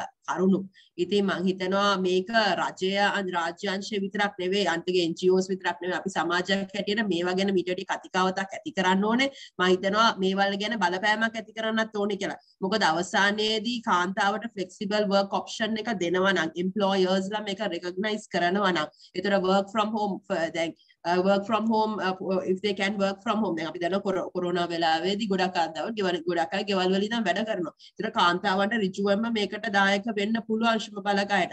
මේ හින්දා ලංකාවේ women workforce එක මීට වැඩිය numbers අතින් ඉහළ යන්න සුදුසු අවස්ථාවක් ඒක දෙගන්න පුළුවන් නම්. ඉතින් එතකොට කාන්තාවකට පුළුවන් නම් දැන් අපි කියනවා වැඩ කරන්න පැය 8ක් නම් එතකොට පැය 8 දවසේ flexible hours ඇතුළත ඒ කියන්නේ සමහරකට 12 ඉඳන් if they can take a break from 12 to 2 ඒතර ඊපස්සේ රෑ වෙලාවේ වැඩ කරන්න පුළුවන්. අන්නේ flexibility එක දෙන්න පුළුවන් නම් මම හිතනවා ගොඩක් දේවල් වෙනස් වෙන්න පුළුවන් කියලා. ඉතින් මේකට රාජ්‍ය එක විතරක් නෙවෙයි private sector එක ඒ කියන්නේ තීරණ ගන්න ස්ථානවල ඉන්න පුද්ගලයන්ගේ මේ දිහා පුළුල් මනසකින් බැලීම වැදගත් කියලා මම හිතනවා. ඒ අතරම මේ ඔබලා කරනවා වගේ මේවා ගැන සමාජ කතිකාවතක් ඇති වෙන්නත් ඕනේ. රිසර්ච් කරන ඒවා පබ්ලිෂ් කරන්නත් ඕනේ. මේවා නීතියක් හැටියට මේවා කරන අර කියන social pressure it must come through social pressure collective activism. So if that can happen then මේ දේවල් නීතියක් බවට පත් වෙයි. ඉතින් මම හිතනවා ඒ දේ සිදුවිය යුතුයි. අන්තික 20යි 21 කියන්නේ අපි ගොඩක් රටක් හැටියට ගොඩක් 20යි 21 උනට අපි මම හිතනවා 1990 ගණන් වල තියෙන නීති තමයි ලංකාවේ තියෙන්නේ කියලා. ඉතින් ඒ දේ සිද්ධ විය යුතුයි කියලා තමයි මම විශ්වාස කරන්නේ. අනිත් කසුරිට අයිඩියල්ටත් ආන්සර් කරන්න. බොහොමත්ම ස්තුතියි ලීල් ප්‍රනාන්දු මහත්මිය. දිල්මිනි මහත්මිය මම ඔබගෙන් අහන්න කැමතියි මේ පෞද්ගලික අංශය නියැලැස් කරන කාන්තාවක් වශයෙන් මම හිතන්නේ ඔබ ඕන තරම් දකිලා ඇති ඔබගේ අත්දැකීම් අනුව කොහොමද මේ part time flexible employment කියන එක කාන්තාවන්ට සුරක්ෂිත කරලා දීලා නැති කමින් කාන්තාවන් අපහසුතාවයට පත් වෙන්නේ කොහොමද කියලා මම හිතන්නේ ඔබ දැකලා ඇති. අපිට මේ පිළිබඳව යම්කිසි පැහැදිලි කිරීමක් කරන්න පුළුවන්ද? ඇත්තටම මම දකින විදිහට අපි මේ shop and office act එක කිව්වත් ගොඩක්ම මේ නීති රීති හැදිලා තියෙන්නේ කාය ශක්තිය මුල් කරගෙන සමාජයේ බිහි වූ කාලයකදී. එහෙම කාය ශක්තිය මත ගොඩක් අපි බලපාන කාලයකදී ඔව් එහෙම ප්‍රශ්න තියෙනවා. ඒ කාලේදී අපිට කියන්න පුළුවන් මේ ඒ තියෙන රෙගුලාසි ෆ්ලෙක්සි අවර් සමාරුයි ඒ දේවල් හරි. ඒ වුණාට දැන් තාක්ෂණය ගොඩක් දියුණු වෙලා තියෙනවා. මේක ඇත්තටම බලපාන්නේ නායකත්වයේ ඉහළට ගියාම නෙවෙයි. මොකද ඇත්තටම බැලුවොත් ඒක නීතිය පොඩ්ඩක් අපි පැත්තකින් තිබ්බත් අපි කෝපරේට් එකක් හැටියට ප්‍රයිවට් අංශය ගත්තොත් ගොඩාක් ඕගනයිසේෂන්ස් දැන් කොරෝනා හිට් වෙන්න ඉස්සෙල්ලා ඒ ෆ්ලෙක්සි අවර්ස් හුඟක් පාවිච්චි කරන්න පටන් ගත්තා. මොකද ඒගොල්ලන්ටම තේරුණා ඒකෙන් ඒගොල්ලන්ට ගොඩක් පොසිටිව් එනවයි කියලා ෆීඩ්බැක් එක. හැබැයි ඒකේ ඇත්තටම මම දැකලා තියෙන අර ශ්‍රමදායක ස්තර වල ඉන්න කාන්තාවන්ට තමයි ගොඩක්ම මේ තෙරපුම එන්නේ. මොකද shift එකක වැඩ කරොත් දැන් මගේ experience එකෙන් මම බැලුවොත් මගේ factories වල ඉන්නවා ගොඩාක් කාන්තාවන්. warehouse එකේ transportation වල හැමතැනම ඉන්නවා කාන්තාවන්. ඒ වුණාට නායකයෙක් හැටියට වුණත් නීතිය මොකක් වුණත් ඒක ඇත්තටම අමාරු කාර්යයක්. ඒගොල්ලන්ට flexi hours පුළුවන් කරන එක. අපි කොහොමද machine එකක් උදේ ඉඳන් මේ වෙලාවට run කරනකොට flexi hours arrange කරලා ඒ දෙකම පුළුවන් කරන්න. ඒ නිසා අපි මේක දෙවිදියකට බලන්න ඕන. මම හිතන්නේ නීතියෙන් කරන්න පුළුවන් කරන්න ඕන. මේ ලිහිණි කිව්වා වගේ නීතිය යථාකාලීන වෙන්න ඕනේ. අපි ඔක්කොමල්ලා දන්න දෙයක් තමයි අපි දැන් තියෙන මේ නීති රීති shop and office act ඔක්කොම බැලුවොත් අවුරුදු 20 30කට ඉස්සෙල්ලා කාලයක මම කිව්වා වගේ ඇත්තටම කාර්මික විප්ලවයට පෙර තිබ කාලයට හරියන නීති රීති තමයි අපි තාම තියාගෙන ඉන්නේ. ඒ නිසා ඒ පැත්තෙන් බැලුවොත් ඔව් නීතිය හැදෙන්න ඕන. ඒ වුණාට අපි පොඩ්ඩක් අර creative thinking පාවිච්චි කරලා we need to think outside the box and say අපි කොහොමද අර ශ්‍රමදාය ස්තර මොකද අනිත් පැත්තෙන් බැලුවොත් සත්‍ය මට තියෙන ලොකුම දුක තමයි ඒ ශ්‍රමදාය ස්තරවල ඉන්න කාන්තාවන් තමයි පවුලෙන් සමාජයෙන් ගොඩක්ම තෙරපෙන්නේ. ඒ තත්ත්වයේ ඉන්න අයට තමයි ගොඩක්ම අර පිරිමි ආධිපත්‍ය තියෙන පවුල් වලින් මේ බලපෑම එන්නේ. එතකොට ඒගොල්ලන්ට පවුලෙන් උත්තරපෙනවා, සමාජයෙන් උත්තරපෙනවා. නීතිය නිසා තමන් කරන රස්සාවෙන් උත්තරපෙනවා. ඒ නිසා ඔව් මම හිතන්නේ තරයෙන්ම සත්‍ය වට මාව ඇහෙනවද? ඔව් අපිට ඔබව හොඳට ඇහෙනවා කතා කරගෙන යන්න. ඔව්. right sorry network එක පොඩ්ඩක් ඔෆ් ගියා. එතකොට මම ඇත්තටම හිතන්නේ මේ මට්ටමේ බලපාන අර කම්කරු නීතිය මෙන්ම ඔවුන්හට ආරක්ෂාව දෙනු ලබන සමාජීය නීතිත් අපි හුඟක් ආයෙත් බලලා හරි පැත්තට ගෙන යන්න ඕනේ කියන එක තමයි මම දකින්නේ. බොහොමත්ම ස්තුතියි කාසිනි මහත්මිය ඔබටත් මේ පිළිබඳව යම්කිසි අදහසක් තියෙනවා නම් ඔබට පිළිතුරු දෙන්න අවස්ථාවක් තියෙනවා නැත්නම් අපිට ඊළඟ ප්‍රශ්නෙට යන්නත් හැකියාවක් තියෙනවා. මම අදහසක් යොමු කරන්න නීතිය පැත්තෙන් නෙමෙයි හැබැයි අපිට අවශ්‍ය අනිත් සාධක ගැන. ඒ කියන්නේ අපි flexible work options දුන්නොත් ඒ දෙනකොට ඒ සමගම අපිට තාක්ෂණය දියුණු වෙලා තියෙන්න ඕනේ. තාක්ෂණය හරි විදිහට පාවිච්චි කරන්න හැකියාව තියෙන්න ඕනේ. ඊට අමතරව අපි knowledge work කෙනෙක් වුණත් කමක් නැහැ. කියන්නේ ඕනම රස්සාවක ඕනම කෙනෙක්ගේ කරන ඒගොල්ලන් ඒ රස්සාවට දෙන දේ අග යන්න පුළුවන් විදිහේ ඒ කියන්නේ performance management system එකක් තියෙනවා. විශේෂයෙන් අපි flexible working හරි remote working cloud working ඒ වගේ concepts වලට යනකොට අපි හරියටම clear goals දෙන්න ඕනේ. clear measurements දෙන්න ඕනේ. මේක තමයි ඔයාලට දීලා තියෙන goal එක. මේ තමයි deliver කරන්නේ. මේ වගේ system එකකින් තමයි අපි මේක track කරන්නේ. මොකද ඔයා රස්සාවට physically එන්නේ අපි ඔයාව මුණට මුණ හම්බ වෙන්නේ. ඔයා සමහර වෙලාවට සිංගප්පූරුවේ ඉඳන් රස්සාව කරන වෙනවා අපිට ප්‍රශ්නයක් නැහැ. ඉතින් මේ ඔක්කොම දේවල් කරන්න අපිට අවශ්‍ය systems and processes තියෙන්න ඕනේ. නීතිය හැදුනත් අර දේවල් සමගාමී වුණේ නැත්නම් මං හිතන්නේ අපි පෞද්ගලික අංශයේ මේ වගේ දේවල් වලට මුල පිරුවට ඒවා දිගටම කරගෙන යන්න හරිම අමාරුයි. I think ඒ වගේ කෝණයක් තමයි මට මේ එකතු කරන්න තියෙන. නීතිය අනිවාර්යෙන් වෙනස් විය යුතුයි. අනික් දේවලුත් ඕනේ අපිට. හරි බොහොමත්ම ස්තුතියි කාසිනි මහත්මිය. මම කැමති ඊළඟ ප්‍රශ්නේ ඔබගෙන් පටන් අරගෙන අපි පිළිතුරු දීගෙන ඉදිරියට යන්න. මම හිතන්නේ මේකත් ඔය නීති පිළිබඳව කතා කරනකොට තව කාන්තාවන්ට ගොඩක්ම බලපාන දෙයක් තමයි මාතෘ නිවාඩු ප්‍රතිලාභ maternity leave benefits කියලා අපි කියනවා. ලංකාවේ පෞද්ගලික අංශයේ ඕක ලබා දීමේ ලොකු බරක් එම්ප්ලොයර්ගේ කර මතට තමයි වැටෙන්නේ. ඔන්න ඕක නිසා කරලා තියෙන මම හිතන්නේ වෙරිටේ ආයතනය විසින් මේ පිළිබඳව ගොඩක් සමීක්ෂණ කරලා තියෙනවා. ඔවුන් හොයාගෙන තියෙනවා දරුවන් ලැබිය හැකි වයසටපත් කාන්තාවන්ට මේක නිසා ඔවුන්ව රැකියාවට ගැනීමේදී ඔවුන්ට යම්කිසි මම හිතන්නේ එම්ප්ලොයර්ට ඒතරම් මම හිතන්නේ ඒගොල්ලන් කැමතියි කියලා කාන්තාවන්ව අර maternity leave benefits දීමේ බර ඔවුන්ගේ කර මතට වැටෙන නිසා. ඇත්තටම සංඛ්‍යාන්තරම් මම ඔබට යම්කිසි පැහැදිලි කිරීමක් කරනවා නම් මේක බලපාන්නේ වයස 20ත් 40ත් අතර ඉන්න කාන්තාවන්ට කියලා සමීක්ෂණවලින් වෙරිටේ ආයතනයෙන් හොයාගෙන තියෙනවා. ඒ කියන්නේ දරුවන් ලැබිය හැකි වයසටපත් කාන්තාවන්ගේ වයස තමයි ඒ. ඇත්තටම කාන්තාවන් වයස 20ක් 25ක් අතර වෙනකොට ඔවුන්ගේ රැකියා වියුක්තිය නැත්නම් risk of unemployment කියන එක වැඩි වෙනවා. ඊට පස්සේ අවුරුදු 40ට වෙනකොට ඔක ටික ටික අඩු වෙගෙන යනවා. ඉතින් ඕකෙන් හොඳටම පේනවා දරුවන් ලැබිය හැකි වයසටපත් කාන්තාවන්ට තමයි මම හිතන්නේ ඕකෙන් ලොකු බලපෑමක් ඇති වෙලා තියෙන්නේ කියලා. ඉතින් මේක දිහා බලනකොට මේ ලංකාවේ නීති සහ ප්‍රතිපත්ති ව්‍යුහය දිහා බැලුවම මේක තවදුරටත් ඔබ හිතනවාද අපි මේක වෙනස් කරන්න ඕනේ මේක ප්‍රතිසංස්කරණය කරන්න ඕනේ කියලා කාන්තාවන්ගේ සුබ සාධනය තහවුරු කිරීමට? සත්‍ය දැන් කාන්තාවක් මවක් වුණාට පස්සේ යම්කිසි කාලයක් සති 12 15ක නීතියෙන් ඉදුම් කාලය රස්සාවේ ඉන්නේ කියන එක ඒ කාලේ ඇය නොසිටීමෙන් විතරක් මනින්න බෑ. මං හිතන්නේ අත්දැකීම් වලින් මුහුකුරා ගිය ආයතන වල ඉන්න කළමනාකාරීන් ඒගොල්ලන්ට හොඳට තේරෙනවා හොඳ බැලන්ස් ඉන්ඩිවිජුවල් කෙනෙක් කියන්නේ කවුද කියන එක. ඒ කියන්නේ we are an experienced organization. So we're very, very clear. We like people who are very balanced, you know, a very different angle. If you're a mom, if you're doing other roles, you have a very, very different angle. So මේක අපිට මේ කාලෙන්න මනින්න බෑ. ඇය මේ කොටස් මේ කාලය ඇතුළත මෙතන හිටියේ නෑ. ඉතින් මේක අපිට ලොකු පාඩුවක් අපි මේන් ගෙවන්න ඕනේ. මං හිතන්නේ ඒක හරිම සුළු හරිම මේ නොමේරු අදහසක්. ඒක හරිම මේ ප්‍රයිමරි කියලා අපි කියන්නේ. Actually කාන්තාව ඇයගේ ජීවිතයේ තියෙන නොඑක් කඩයින් ඒ කඩයින් පසු කරනකොට ඇය හොඳ රිසෝස් එකක් අපේ ආයතන වලට. ඉතින් මං හිතන්නේ ඒ වගේ හිතන්නේ සාමාන්‍යයෙන් ඔය hours ටික clock කරගන්න ඕන වෙලාවට.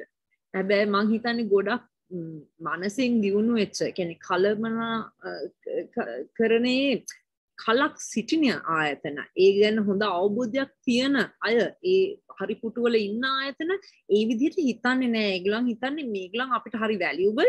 මෙයා ගිහිල්ලා එක හදලා එතනින් මැටර්නිටි ලීව් එකෙන් පස්සේ කොහොමද අපි මෙයාව මොටිවේට් කරන්නේ ආපහු ගන්න? මෙයාට අපි මොන වගේ රෝල් එකක් දෙන්නේ? මෙයාව කොහොමද අපි එක්සයිට් කරන්නේ? මෙයා දැන් ළමයෙක් ගෙදර තියලා එන්නේ.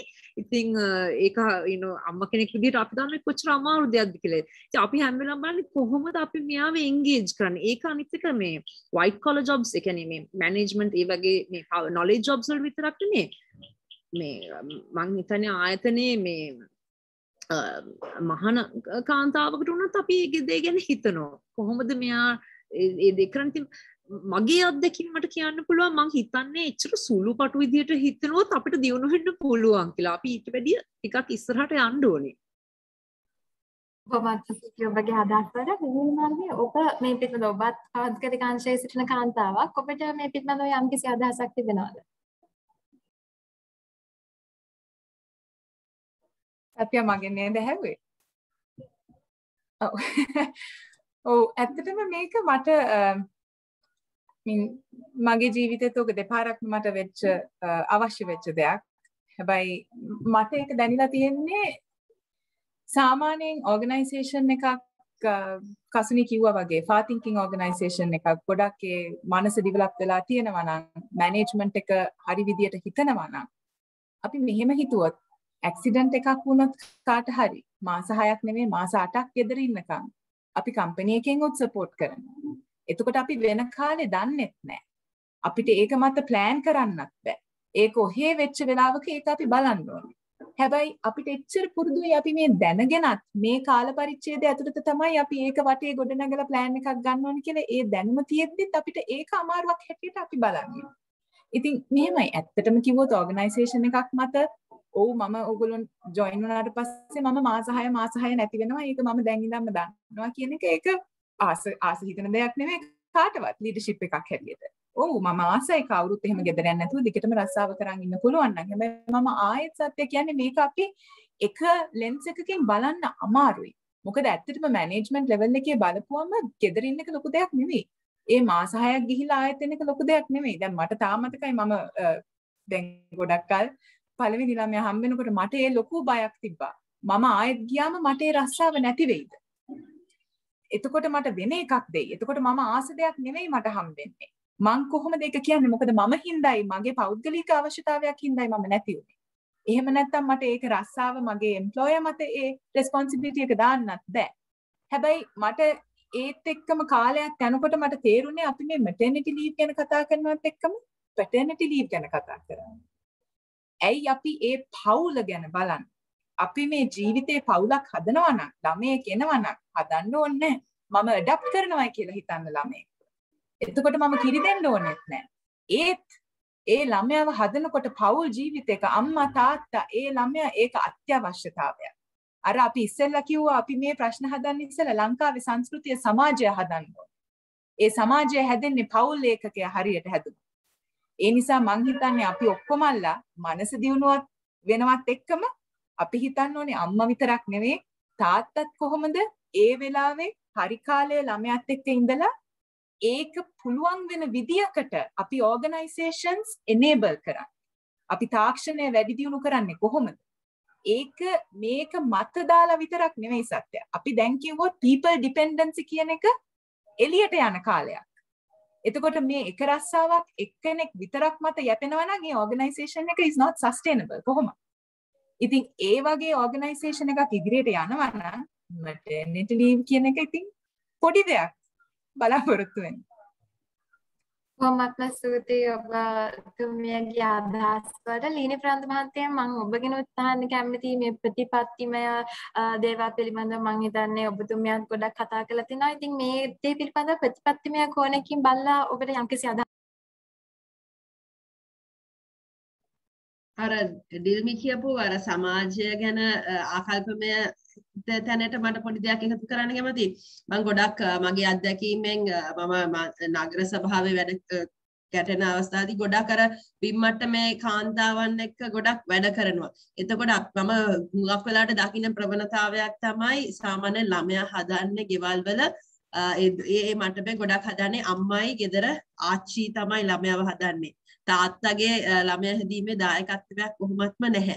එතකොට කොහොමත් අඩු හේතුව ඒ ස්තර මට්ටම සමානගේ ගෙවල් හරි පොඩි. එතකොට තාත්තා කෙනෙක්ට ඒ ළමයාගේ දායකත්වයට දක්වන ප්‍රමාණය බොහොමත්ම අඩුයි. මම අර පැටර්නිටි ලීව් ගැන කතාව කරනවා. මම හිතනවා ලංකාවේ කළ යුතුම දෙයක් තමයි දරුවෙක් ප්‍රසූත කරන අවස්ථාවකදී ලේබර් රූම් එකේ අම්මත් එක්ක තාත්තත් ඉන්න ඕනේ කියන concept එක මම හිතනවා ලංකාවේ ගේන්න ඕනේ කියලා. ඒ අර අපි කියන මොනවද විලිරුදාව කියලා තියෙනවා. ඒ labor pains ඒ තාත්තා කෙනෙක් දකින්න ඕනේ. ඒ අම්මා කෙනෙක් ඒ දරුවෙක්ව හදන්න දක්ව ඒ විඳින දුක ඒක විතරක් නෙවෙයි. ඒ maternal clinics වලට යන එක තාත්තා කෙනෙක් අනිවාර්ය කරන්න ඕනේ. එතකොට ඒ දේවල් මම හිතන්නේ සමාජයේ ආකල්පමය වෙනසක් ඇති වෙනවා නම් මේ අර top tier එකේ විතරක් නෙවෙයි. අපේ ලංකාවේ ගත්තොත් දැන් මම ජීවත් වෙන ප්‍රදේශය ගත්තොත් ගොඩක් 40% and below is somewhere around the sec CD categories වල කට්ටිය ඉන්නේ. ඉතින් ඒගොල්ලන්ගේ තමයි ඒතර ඒ ගොඩක් වල ස්තර වල කට්ටිය තමයි ගොඩක් රජයේ පාසල් වලට එහෙම යන පිරිස. ඉතින් එතකොට මේ ආකල්පමය වෙනස ඇති කරන්න නම් මම හිතනවා ඔන්න ඔය වගේ සමාජීය දේවල් ගේන්න ඕනේ කියලා. මාතෘ සායන වලට කාන්තාවත් එක්ක යන්න ඕනේ. එයාගේ අම්මා නෙවෙයි ස්වාමි පුරුෂයා. එතකොට වැඩ කරනවා නම් එතකොට ඔෆිසර්ස් වලින් ඒ ළමයෙක්ව හදන ප්‍රෙග්නන්ට් වුණා නම් ඒ ප්‍රොසෙස් එකට අම්මයි තාත්තවයි දෙන්නවම කොහොමද දායක කරගන්නේ? එතකොට ඉස්කෝලේ පේරන්ට්ස් මීටින්ග්ස් වලට යනවා නම් අම්මා විතරක් නෙවෙයි තාත්තත් එන්න ඕනේ. ඉතින් මේවා සමාජය විසින් මේ දේවල් ඇති කරන කියන්නේ දරුවෙක්ව හදන සංකල්පෙට. එතකොට ඔය දේවල් ඇති කරන්න පුළුවන් නම් අර පිරිමියා බීගෙන ඇවිල්ලා ගෙදර කාන්තාවට ගහන දේත් යම් තාක් දුරට අඩු වෙයි කියලා අපි මම හිත අඩු එතනට අපි ගෙනියන්න ඕනේ. දැන් අද ලංකාවේ වෙලා තියෙන දැන් දුප්පත් පවුල් වල ගත්තොත් දවසේ වැටුප 1500යි නේ ස්වාමියා 1000ක් තියාගෙන රුපියල් 500ක් ගෙනල්ලා දෙනවා. ඒතර අර අම්මයි රුපියල් 500න් ළමයින්ටත් කන්න දීලා ගෙදර පොඩි රෙන්ට් එකක් තියෙනවනේ ඒකත් කියලා ලයිට් බිලක් ගෙවලා ඔක්කොම කරන්න ඕනේ. ඉතින් ඇයි මේ සමාජීය ප්‍රශ්න මේ සමාජීය ගැටලු වලට අපි විසඳුම් හොයන්න ඕනේ. ඒක තමයි මම හිතනවා රටේ තියෙන කාලීන අවශ්‍යතාවය. ඔන්න ඔය අර කාන්තාවන්ට හා දරුවන්ට හරියට සලකන සමාජයක අනිවාර්යෙන් අර level of the quality of the society will improve, quality of life will improve. මිනිසුන්ගේ අපි කතා කරන්නේ මානසික සෞඛ්‍ය ගැන mental මේ health එක ගැන ලංකාවේ කතා කරන්නේ නැහැ. ඉතින් මෙන්න මේවා අපි ගත්තොත් මේ සියලුම දේවල්ම බලපානවා. ඉතින් මේ අර මැටර්නිටි ලීව් ගැන ඒක එක කෝණයක්. මේකත් මම හිතන තව කෝණයක් කියලා බිම් මට්ටමේ ඒ දරුවෙක්ව හදන ප්‍රොසෙස් එකට කොහොමද අම්මයි තාත්තයි දෙන්නම දායක වෙන්නේ කියලා. ඉතින් මෙන්න මේ වගේ දේවල් මම හිතනවා ලංකාවේ ඉමීඩියට්ලි ඇති කරන්න ඕන ස්ටෙප්ස් කියලා මේ වෙනස් කරන්න يعني පොලිටිකල් විල් එක ඕනේ නැහැ. මම හිතනවා සෝෂල් ඇක්සෙප්ටන්ස් එක තමයි තියෙන්න ඕනේ සමාජයේ මේ දේවල් මේවා විය යුතු විසඳුම් කියන දේ විසඳුම් කියලා මම හිතනවා. ඉතින් අපි ඒ දේවල් කරන්න හැටියට පෙළඹුණා නම් සමාජය ඇතුළත if there can be more pressure groups to get these things implemented soon, I think that is very important කියලා මම දකිනවා. මම හිතන්නේ ඔබතුමී ඉතාමත් වැදගත් කරුණක් ගෙනාවේ කාන්තාව දිරිමත් කරනකොට මම හිතන්නේ නීතිමය ප්‍රතිපත්තිමය වශයෙන් යම්කිසි ප්‍රමාද තියෙනවා නම් සමාජයක් වශයෙන් මම හිතන්නේ ඒ කාන්තාවන්ගේ වටේ සිටින අය, පවුලේ සිටින අය, අම්මා තාත්තා, ඒ වගේම කසාද බැඳලා සිටිනවා නම් තමන්ගේ ස්වාමි පුරුෂයා නැත්නම් තමන්ගේ පාර්ට්නර් කොහොමද තමන්ව දිරි ගන්නවගෙන මේ කෙනාව ඉදිරියට යන්න මං කොහොමද සහායක් වෙන්නේ, මගෙන් මොකද්ද වෙන්න ඕනේ කියන දේ හිතනවා නම් මම හිතන්නේ කාන්තාවන් වශයෙන් 51.6 කියන කාන්තා ජනගහනයට අපිට යම්කිසි දුරක් යන්න පුළුවන් වෙයි කියලා මම හිතන ඉතාමත් වැදගත් කරුණක් තමයි ඔබතුමිය ගෙනාවේ. ඊළඟට මම කැමතියි කස්සනී සිල්වා මහත්මිය වෙතට යන්න අපි පොඩ්ඩක් පෞද්ගලික අංශය පිළිබඳව කතා කරමු. දැන් පෞද්ගලික අංශයේ ඉන්න කාන්තා නායිකාවක් ලෙස මම ඉතාමත්ම බ්‍රෝඩ් ප්‍රශ්නයක් තමයි ඔබතුමියගෙන් අහන්නේ. පෞද්ගලික අංශයේ නායිකාවක් වෙලා සිටින කාන්තාවක් වශයෙන් ඔබට කාන්තාවක් නිසාම යම්කිසි අභියෝග බාධක වලට මුහුණ පාන්න සිද්ධ වෙලා තිබෙනවාද? තියෙනවා නම් මේ අභියෝග බාධක මොනවාද කියන දේ තමයි මම ඔබගෙන් අහන්න කැමතියි. මම හිතන්නේ කාන්තාවක් නිසාම අපිට තියෙන බාධක තමයි සමහර වෙලාවට අපි කාන්තාවන් විදිහට හිතන විදිහ අපේ හිතන කෝණය වෙනස්. ඒ වැරදි නෑ, ඒ වෙනස්. හැබැයි අපි දැනගන්න ඕනේ අපි කාටද මේ තීරණය හරි මේ ඩිස්කෂන් එකත් කාත් එක්කද තියන්නේ? අහන් ඉන්න කෙනා කවුද? ඒ දැන් බෝඩ් මීටින් හරි මොන හරි ඒ වගේ පිරිසකට නම් යන්නේ පිරිස ඇතුලේ මොකද්ද තියෙන මේ ගැහණු පිරිමි ප්‍රතිශතය මොකද්ද? ඔවුන් සිතන්නේ මොන විදිහටද? and මං හැම වෙලාවෙම හිතනවා ගැහණියක් විදිහට ඒ තැනදී ගොඩක් ගැහණු ගොඩක් ප්‍රශ්නයකට මුහුණ දෙනවා. මොකද ඒගොල්ලන් තමාට හුරු ස්ටයිල් එකකින් තමා හිතනේ වෙනස් කෝණයෙන්ම තමාගේ ප්‍රශ්න විසඳුම් මොන හරි ප්‍රසන්ටේෂන්ස් කරන සියලු දේ ඒ විදිහට කරගෙන යනවා. හැබැයි අපි ප්‍රසන්ටේෂන් කරන්නේ අපිට නෙමෙයිනේ ඔඩියන්ස් එකට.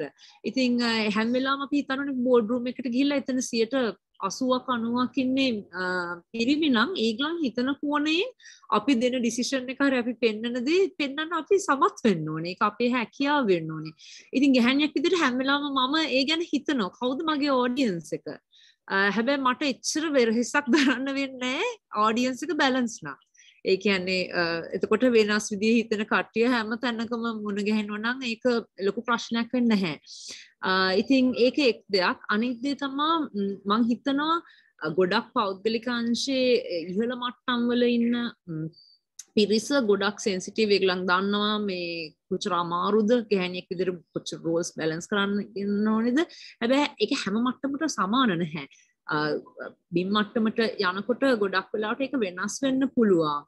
ඉතින් මං හිතනවා සාමාන්‍යයෙන් ගැහණියෙක් විදිහට අපි දරන්න ඕන වෙහෙස ඒක ගොඩක් අය දන්නවා නම් එතකොට equal respect එකක් තියෙනවා work place එකේ that දෙන්නෙක් වැඩට එනකොට දෙන්නම එක සමාන විදිහට නෙමෙයි එන්නේ කියලා. සමහර වෙලාවට මම මීටින් වල ඉන්නකොට මට කට්ටිය කියනවා මං කියනවා first world problems කියලා. ඒ කියන්නේ මේ you know I didn't get to have breakfast today or some you know like very minute thing. When I'm like okay I was up like from the whole night because the child was not sleeping or something, then I had done 5 this is my 10th task of the day. I probably worked out you know මගේ ස්වාමියාට හරි ගෙදර ඉන්න අයට අවශ්‍ය දේවල් කරලා ඒ කියන්නේ කෑම බීම ඒවත් කරලා ඇඳගෙනත් කරගෙන රස්සාවට තියලා මං හිතන අදට මං කරන 10 වෙනි දේ මේ. ඉතින් අර ඒ වගේ දෙයකදී අපි ඉතින් අච්චර වෙහෙසක් දරලා ඇවිල්ලා අරවට මුහුණ දීලා ඒවා ගැනත් හරිම සංයමයෙන් ඒ හැමෝගෙම ප්‍රශ්නයක් තමයි ඒවටත් අපි අහුම්කම් දෙන්න ඕනේ. ඉතින් ඒ වෙලාවදී අපිට අපේ ප්‍රශ්න ලොකුයි කියලා තරහ ගිහිල්ලා හරි oh my god කියලා ඒක හරියන්නේ නැහැ. ඉතින් අපි හැම වෙලාවම ඊට සෙන්සිටිව් වෙන්න ඕනේ. අනිත් කෙනා කොයි වගේද අහන් ඉන්නේ අපි අපේ ප්‍රශ්න සම්බන්ධ කරගෙන අපේ කෝණයෙන් විතරක් උත්තර දෙන්න බෑ. ඉතින් ගෑණියෙක් විදිහට අපි ලොකු ප්‍රයත්නයක් දරන්න ඕනේ වැඩිපුරම මිනිස්සු ඉන්න සමාජයකදී වැඩ කරද්දී. ඒක මම හිතනවා එක අතකට චුට්ටක් අන්ෆෙයා. මොකද හැමෝම මේ වගේ ප්‍රයත්නයක් දරන්න ඕන නැහැ සමහරක් වෙලාවට. ඒ දේවල් තමයි ඉතින් මට විශේෂයෙන්ම කියන්න පුළුවන්. බොහොමත්ම ස්තුතියි කසන මහත්මිය. මම ඒ ප්‍රශ්නම යොමු කරන්න කැමති දිර්මී මහත්මියට. මම කැමතියි ඔබගෙන් අහන්න මේ අර මේකෙන් අහුවා වගේම බාධක පිළිබඳව. ඒ වගේම මම කැමතියි ඔබට තව පුංචි කැලලක් එකතු කරලා අහන්න ඔබතුමියගේ අත්දැකීම් වලින් අපිට කියන්න පුළුවන් නම් දැන් පෞද්ගලිකාංශයේ කාන්තා නායිකාවක් වශයෙන් ඔබ කොහොමද සාර්ථක ලෙස තමන්ගේ ටීම් එක කොහොමද ඔබ උන්ට හොඳ නායිකාවක් වන්නේ? කාන්තාවක් වශයෙන් තවත් කාන්තාවන් තමන්ගේ ටීම් එකේ ඉන්නවා නම් ඔබ කොහොමද දිරිගන්වන්නේ? මේ පිළිබඳව අපිට යම්කිසි පැහැදිලි ඔබගේ අත්දැකීම් වලින් අපිට යම්කිසි පැහැදිලි කිරීමක් කරන්න. මම ඇත්තටම මගේ ජීවිතේ මම කාන්තාවක් නිසා මූණ පාන්න වෙලා තියෙන දේවල් අභියෝගවත් බාධකවත් කියලා කිව්වොත් වැරදි. මම හිතන්නේ ඒවා මම අභියෝගවත් බාධකවත් ලෙස දැක්කනම් අපිට අමාරු වෙනවා කාන්තාවන් ලෙස ඉදිරියට යන්න. හැබැයි මම මගේ ජීවිතේ ගොඩක් මවක් නිසා කොම්ප්‍රොමයිසස් කරන්න වෙලා තියෙනවා. ඒ කියන්නේ යම් කිසි දේවල් අත්හරින්න වෙලා තියෙනවා. යම් කිසි මම ආස දේවල් කරන්න මට ඉදිරියට යන්න ඉක්මනට කරන්න පුළුවන් දේවල් මම තෝරගන්න නැතුව ඉන්න වෙලා තියෙනවා. මට තාම මතකයි මම යුනිලිවර් සමාගමේ වැඩ කරන කාලේ අගරපතන ලොකු දෙයක් මේ පළවෙනියෙන් කාන්තාවක් ලෙස අගරපතන ෆැක්ටරි එක බාර අරගෙන යන්න. එතකොට මගේ ළමයි දෙන්නව මම කොණුඹෙන් අරන් ගිහිල්ලා අගරපතන හරි ඒ පැත්තේ පාසලකට දාලා මම එහෙම කරනවද? මට එච්චර වටිනවද මගේ රස්සාව? නැත්නම් මම වෙන පැත්තකින් ඒත් මම ඉදිරියට ගිහිල්ලා ලෝකේ තියෙන ප්‍රශ්නයක් විසඳන්න මට පුළුවන් හැකියාවක් කරනවද? ඒ නිසා මම හිතන්නේ මම කාන්තාවක් ලෙස දෙයක් අභියෝගයක්වත් ඒක බාධකයක්වත් ලෙස දකින්න එක හරි කියන එක. හැබැයි ඕන දෙයක් ජීවිතේ anything is a compromise, right?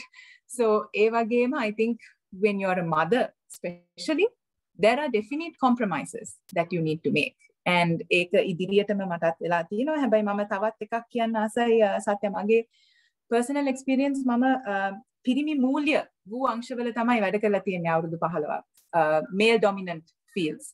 එතකොට production, logistics, transportation, supply chain කියන අංශවල ගොඩක් අඩුයි ඇත්තටම. මම දැකලා තියෙන එක දෙයක් තමයි මම මේක පොඩ්ඩක් controversial වෙන්න පුළුවන්. හැබැයි ලංකාවේ සංස්කෘතියත් එක්ක ගැහණියෙක් ඒ පිරිමි රස්සාවක් කරනකොට ඒ තියෙන respect එක, ගෞරවය තවත් වැඩි. දැන් පොඩ්ඩ කාලයකට ඉස්සෙල්ලා මට මතකයි logistics transport ඉන්න කාලේ අපි ඔක්කොමලා දන්නවනේ ලොරි හිර වෙනවා බාන්නේ නැහැ මොකක් හරි ප්‍රශ්නයක් කියනවා මොනා හරි දෙයක් එනවා හැම වෙලේම. එතකොට දැන් ওই පිරිමි ගොඩාක් ඉන්නවා වටේ එක එක ප්‍රශ්න කියනවා අරගෙන බෑ මේක බෑ. ඔය වෙලාවේ පිරිමියේ කෝක නැගලා හෑකෝ ගහලා හූත් තියලා බෑවයි කියලා මොකුත් වෙන්නේ නැහැ. ඒ වුණාට පිරිමි 10ක් ඉන්න තැන මම එක එකටවත් මොකුත් කියන්නේ නැතුව ලොරියට නැගලා බඩු ටික බාලා කරන හැටි පෙන්නපුවම පුදුම ලැජ්ජාවක් ඇති වෙනවා ඒ වටේ ඉන්න මිනිස්සුන්ට. රස්සාවක් වෙනවා ආයෙත් කවදාවත් ලොරිය පරක්කු වෙන්නෙත් නැහැ. ආයෙත් පුදුම ගෞරවයකුත් ඇති වෙනවා. හැබැයි ඒ හැම දෙයක්ම සත්‍ය මම කියන්නේ මම අර ඉස්සෙල්ලම මම නමක් දුන්නා ඒකට ගෑනුකම කියලා. ඒක වැරදි. ඇත්තට මම කියන කේ මට ඒක දෙන්න නමක් නැහැ. ඒ මම ඒක කියන්නේ ඒක මේ ලැජ්ජ වෙන්නවත් බය වෙන්නවත් දෙයක් කරන්න මම ගැහණියෙක් හින්දා මට ලොරියකට නගින්න බෑ කියනකොට ඒයි කාටද බැරි? ඇයි බැරි? තමන්ට කරන්න බැරි දෙයක් නැහැයි කියන එක මනසේ තියෙනවා නම් එහෙනම් මම හිතන්නේ නැහැ ගැහණියෙක් හා කාන්තාවක්ට ඕනම බාධකයක් මඩපවත්තින ඉදිරියකට යන්න බැරි වෙයි කියන. හැබැයි ওই හැම දෙයක්ම මම හිතන්නේ පවුලෙන්. මගේ අම්මයි තාත්තයි මටයි අයියටයි දෙන්න අතර මට කරන්න බැරි දෙයක් තිබ්බේ නැහැ. අයියට පුළුවන් නම් මටත් පුළුවන්. මගේ තාත්තා මං අවුරුදු 9 දී නැති වුණා. එතකොට මගේ අම්මා තනියෙන් අපිව හැදුවේ මම දන්නේ නැහැ මම gender blind. මම ඉපදුනේ gender blind. ඒ නිසා මම ලොකු වෙලා රස්සාවට එනකන් ඇත්තටම මේ වගේ දේවල් ඕගොල්ලෝ මගෙන් අහනකම් මම ඇත්තටම දන්නේ නැහැ ගෑණියෙක්ට මේ වගේ දේවල් කරන්න බැරි වෙන්න ඕනේ කියන එක.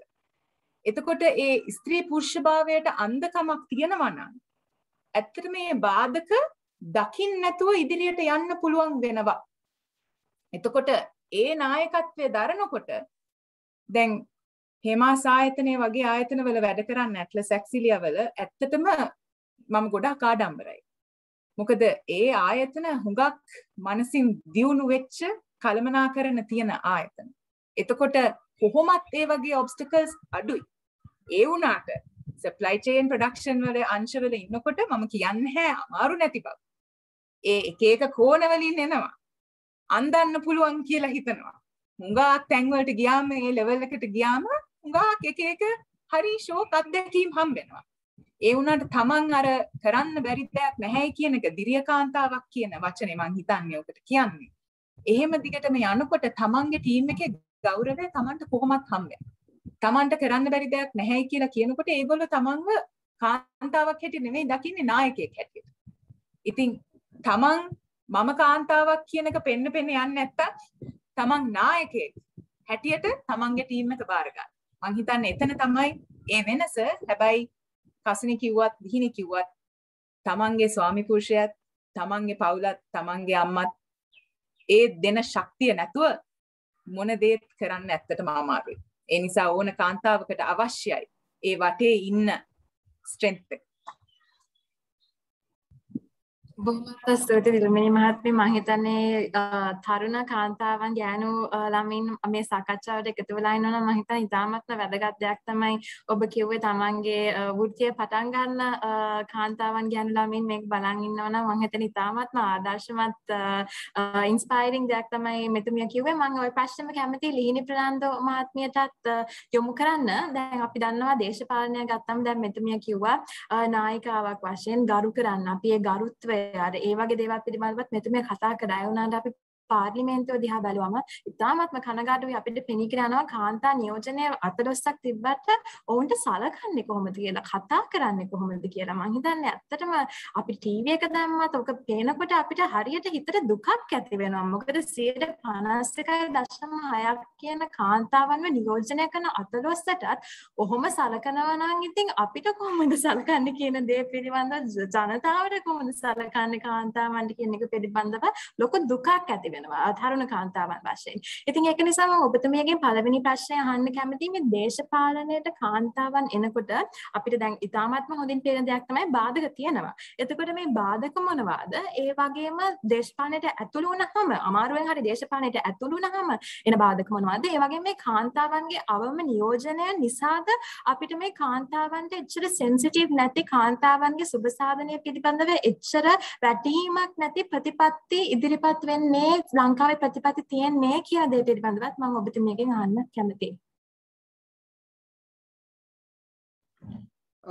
සත්‍ය එතන කතා කරන දැන් ලංකාවේ දේශපාලනයේ කාන්තා නියෝජනය ගත්තම ඉතාම අල්ප ප්‍රමාණය ඉතාම අඩුයි. පාර්ලිමේන්තුවේ ගත්තොත් 6ක් වගේ පළාත් සභාවේ 1.9ක් වගේ ලෝකල් ගවර්න්මන්ට් එකේ පළාත් පාලන ආයතන වල දැන්ට 23.23ක් වගේ 25ක කෝටාවක් ගෙනාට 23ක් වගේ ප්‍රමාණයක් තමයි තියෙන්නේ. ඉතින් ඇත්තටම දේශපාලනයේ කාන්තාවන් යොමු වෙන එක ගොඩක් ලංකාවේ අඩුයි. තීන්දුව తీරන ගන්න ස්ථානවල ඉන්න එක අඩුයි. හේතුව ලංකාවේ දේශපාලන සංස්කෘතිය ගොඩක් පුරුෂ මූලික දේශපාලන සංස්කෘතියක්. අත්‍තරම කිව්වොත් පාර්ලිමේන්තුවේ මන්ත්‍රීවරයෙක්ගේ වගකීම politician is a policy maker. නේද ලංකාවේ දේශපාලඥයා policy maker කෙනෙක් නෙවෙයි. දේශපාලඥයා කියන්නේ තමුන්ගේ ආසනයේ දේශපාලනය කරන පුද්ගලයෙක්.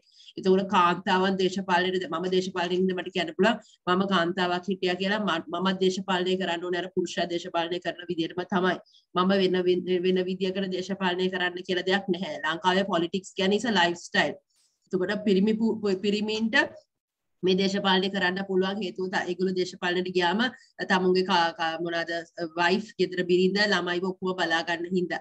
නමුත් කාන්තාවන් දේශපාලනයට ගියාම ඒකට එකක් ලංකාවේ ගොඩක් පිරිමි කැමතිත් නැහැ කාන්තාවන් දේශපාලනයට එනවට. ඒතකොට ගියාට අර මම ඉස්සෙල්ලා කිව්වා වගේ කන්වෙන්ෂනල් රෝල්ස් කාන්තාවට කරන්න වෙනවා. ඉතින් ඒව ඇතුලේ ගෙදර පවුලත් බැලන්ස් කරන ගමන් සමහර රැකියාවක් කරන ගමන් දේශපාලනයත් කරන එක ඇත්තටම ගොඩක් අමාරුයි.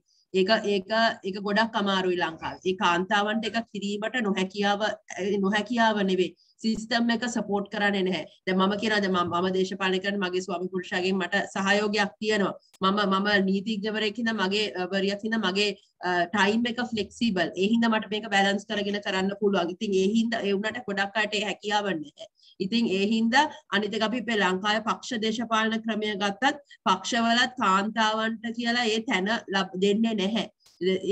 සාමාන්‍ය නිර්ණායක මොනවාද දේශපාලනයට එනවන නිර්ණායක තමයි මුදල් තියෙන්න ඕනේ, සල්ලි තියෙන්න ඕනේ, කාලය යොදවන්න හැකියාව තියෙන්න ඕනේ. එතන පිරිස් බලය තියෙන්න ඕනේ, වාහන ගොඩක් තියෙන්න ඕනේ, කැම්පේන් කරන්න හැකියාව තියෙන්න ඕනේ. එතකොට ඉලෙක්ෂන් ඒ කියන්නේ දේශපාලනය කරනවා නම් රැයට මලගෙවල් වල යන්න පුළුවන් වෙන්න ඕනේ. එතකොට ඔන්න ඕවා තමයි නිර්ණායක. දැන් අපි දේශපාලනය කරාට ගමේ බලගත් තියෙනවා නම් ඒ වලට යන්න ඕනේ. ඉතින් ඒවා those are inevitable factors whether you like it or not you have to do it. ඉතින් ඔන්න ඔය වගේ ලංකාවේ දේශපාලනයේ හැදිලා තියෙන මේ රාමුවක් තියෙනවා. මේ රාමුව ඇතුලේ කාන්තාවන් දේශපාලනය කරන එක ලොකු අභියෝගයක්.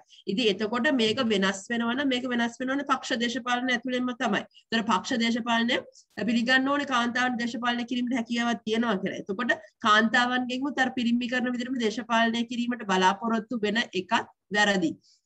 එතකොට දැන් වෙලා තියෙන්නේ මේ දේශපාලනයේ නිරතු කාන්තාවන්ුත් මේ වෙනස් කතාන්දර මේ වෙනස ගේන්න ගොඩක් අය කතා කරන්නේ නැහැ. ඒගොල්ලන්වත් අර දේශපාලනය වෙලා තියෙන්නේ ඉහළට අනිත් පුද්ගලයව කපාගෙන ඉහළට යන සංස්කෘතියක් තියෙන්නේ. එකට එකතු වෙලා let's do it together team work කියලා දෙයක් නැහැ. තමුන්ගේ ආසන ගොඩයි, තමුන්ගේ ඡන්ද ගොඩයි රැක ගැනීම තමයි දේශපාලනඥයාගේ පරම පිවිතුරු අරමුණ. only intention. ඉතින් ඔන්න ඕක තමයි තියෙන ඔන්න ඔය රාමුව ඇතුලේ ලංකාවේ මේ දේශපාලන කාන්තාවන්ට දේශපාලනය කිරීම ලොකු අභියෝගයක්. ඉතින් ඒකට නායකත්වය වෙනසක් තියෙන්න ඕනේ. නායකයන් කාන්තාවන්ට ගරු කරන සංස්කෘතියක් ඇති කරන්න ඕනේ. දැන් මම කියනවා දේශපාලන පක්ෂ ඇතුලේ කාන්තාවන්ට මගේ මම නියෝජනය කරන පක්ෂ ඇතුලේ there's a civilized environment එකක් තියෙනවා. මම මේක ඇත්තටම කියනවා කාන්තාවන්ට ගරු කරන මේකක් තියෙනවා. හැබැයි මම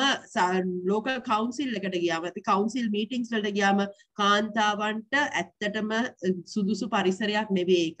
එතන verbal harassment to physical harassment to verbal abuse I like to use that word A environment එකක් තියෙන. අර කියනවනේ it's a very toxic environment. අර meeting එකකට ගියාම කතා කරන්න දෙන්නේ නැහැ.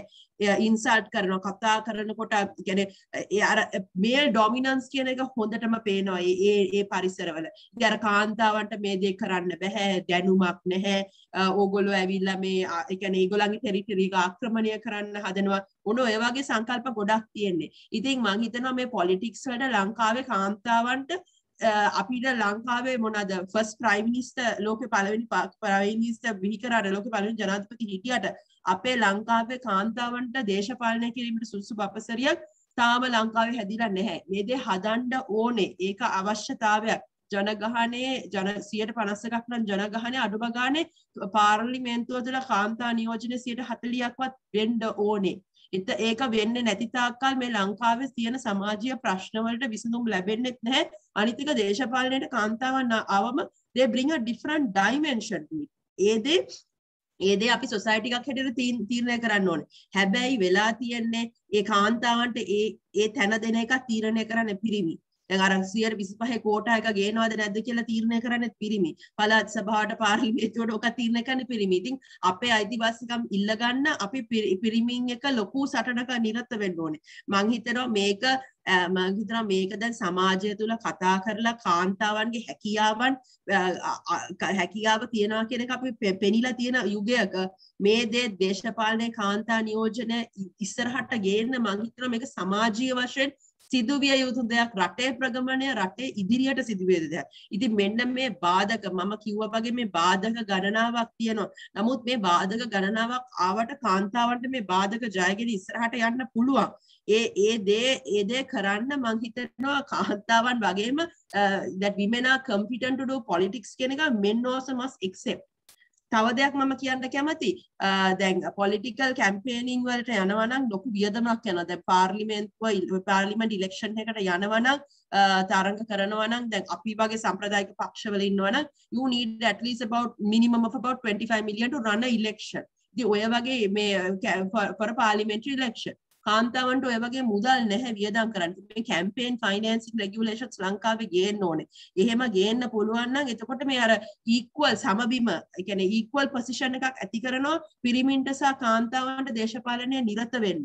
දැන් වෙලා තියෙන්නේ දැන් සල්ලි තියෙන මිනිස්සු මේවා වියදම් කරනවා. ඊට පස්සේ පාර්ලිමේන්තුවට ඇවිල්ලා ටෙන්ඩර්ස් මේවා කරලා රාජ්‍ය දේපල සූරාගෙන I can go on. ඉතින් අපි දන්නවා ලංකාවේ මොනවද සිද්ධ වෙන්නේ කියලා. ඉතින් මෙන්න මේ දේවල් ඉතින් වෙනස් වෙන්න ඕනේ. වෙනස් වෙන නම් ඉතින් campaign financing regulations වගේ දේවල් අනිවාර්යයෙන් ලංකාවේ ගේන්න ඕනේ. women representation in politics initially මම කියනවා මේ quota system එක ලංකාවේ ඇති කළ යුතුමයි.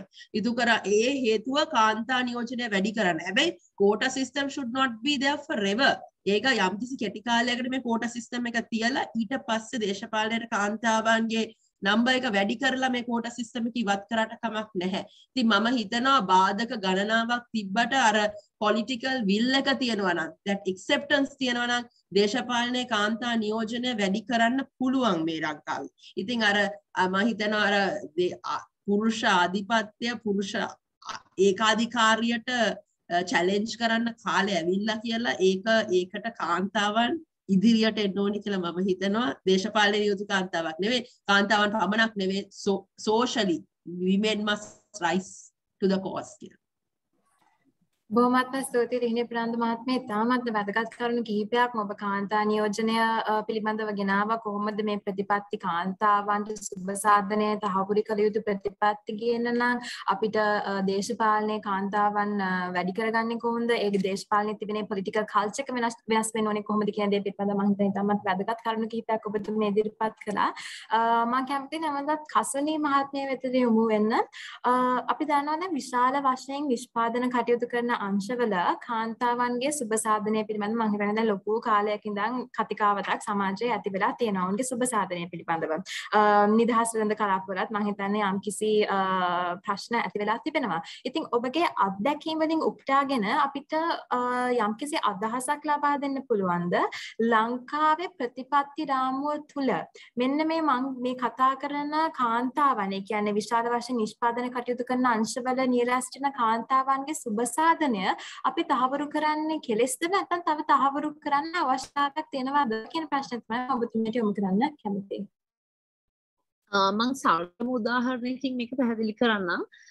දැන් ඔය කතා කරා සත්‍ය මේ නිදහස් වෙළඳ කලාප සම්බන්ධයෙන් දැන් අපි මේ වගේ කලාපවල ඇඟලුම් වගේ කර්මාන්තවල කාන්තාවන් ෂිෆ්ට් ක්‍රමයට වැඩ කරනකොට නීතියෙන් ඔවුන්ගේ ඩෝස් ස්ටෙප් එකට, ඒ කියන්නේ ගෙදරටම බස්සන්න නීතියෙන් ඒ ආයතන එකක්වත් බැඳින්නේ නැහැ. මොකද ඒක අපේ රෙගියුලේෂන්ස් වල අපේ ලේබර් ලෝස් වල එහෙම දෙයක් නැහැ.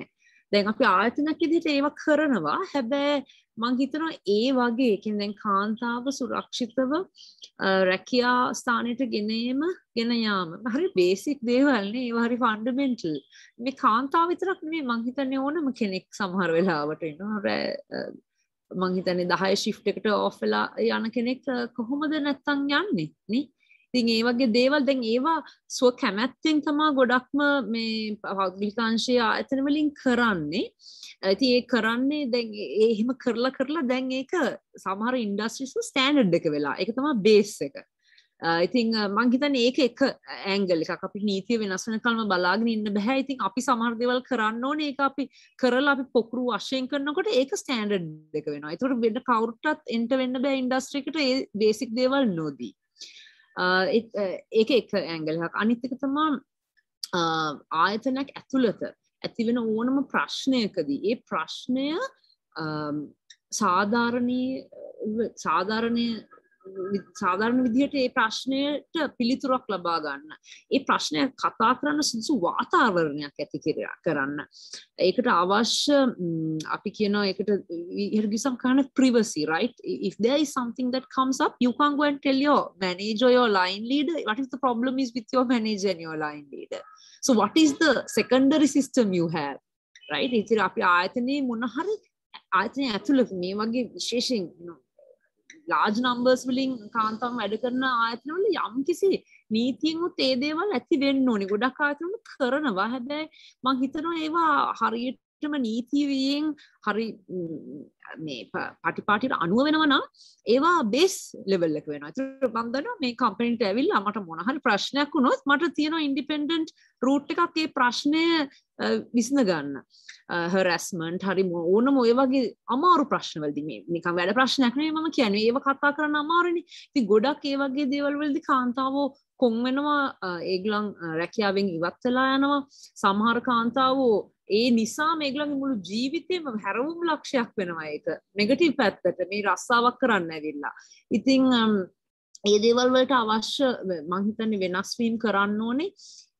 ඊට අමතරව මම අනිත් දේ දකින්නේ තමයි මේ වගේ විශේෂයෙන් large numbers අපි ගෙනාවොත් ප්‍රශ්න ඇති වෙනවා. ඒක සාමාන්‍ය දෙයක් right.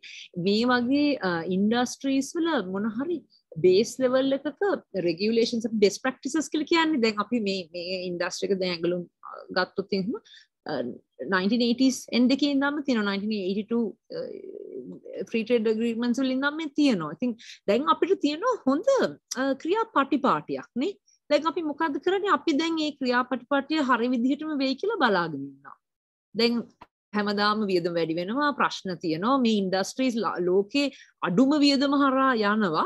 ඉතින් එතකොට හිතන්නේ නැද්ද මේ ඇතුලේ ඉන්න කට්ටියත් සමහර වෙලාවට මේ ස්ටෑන්ඩඩ්ස් බස්සයි කියලා.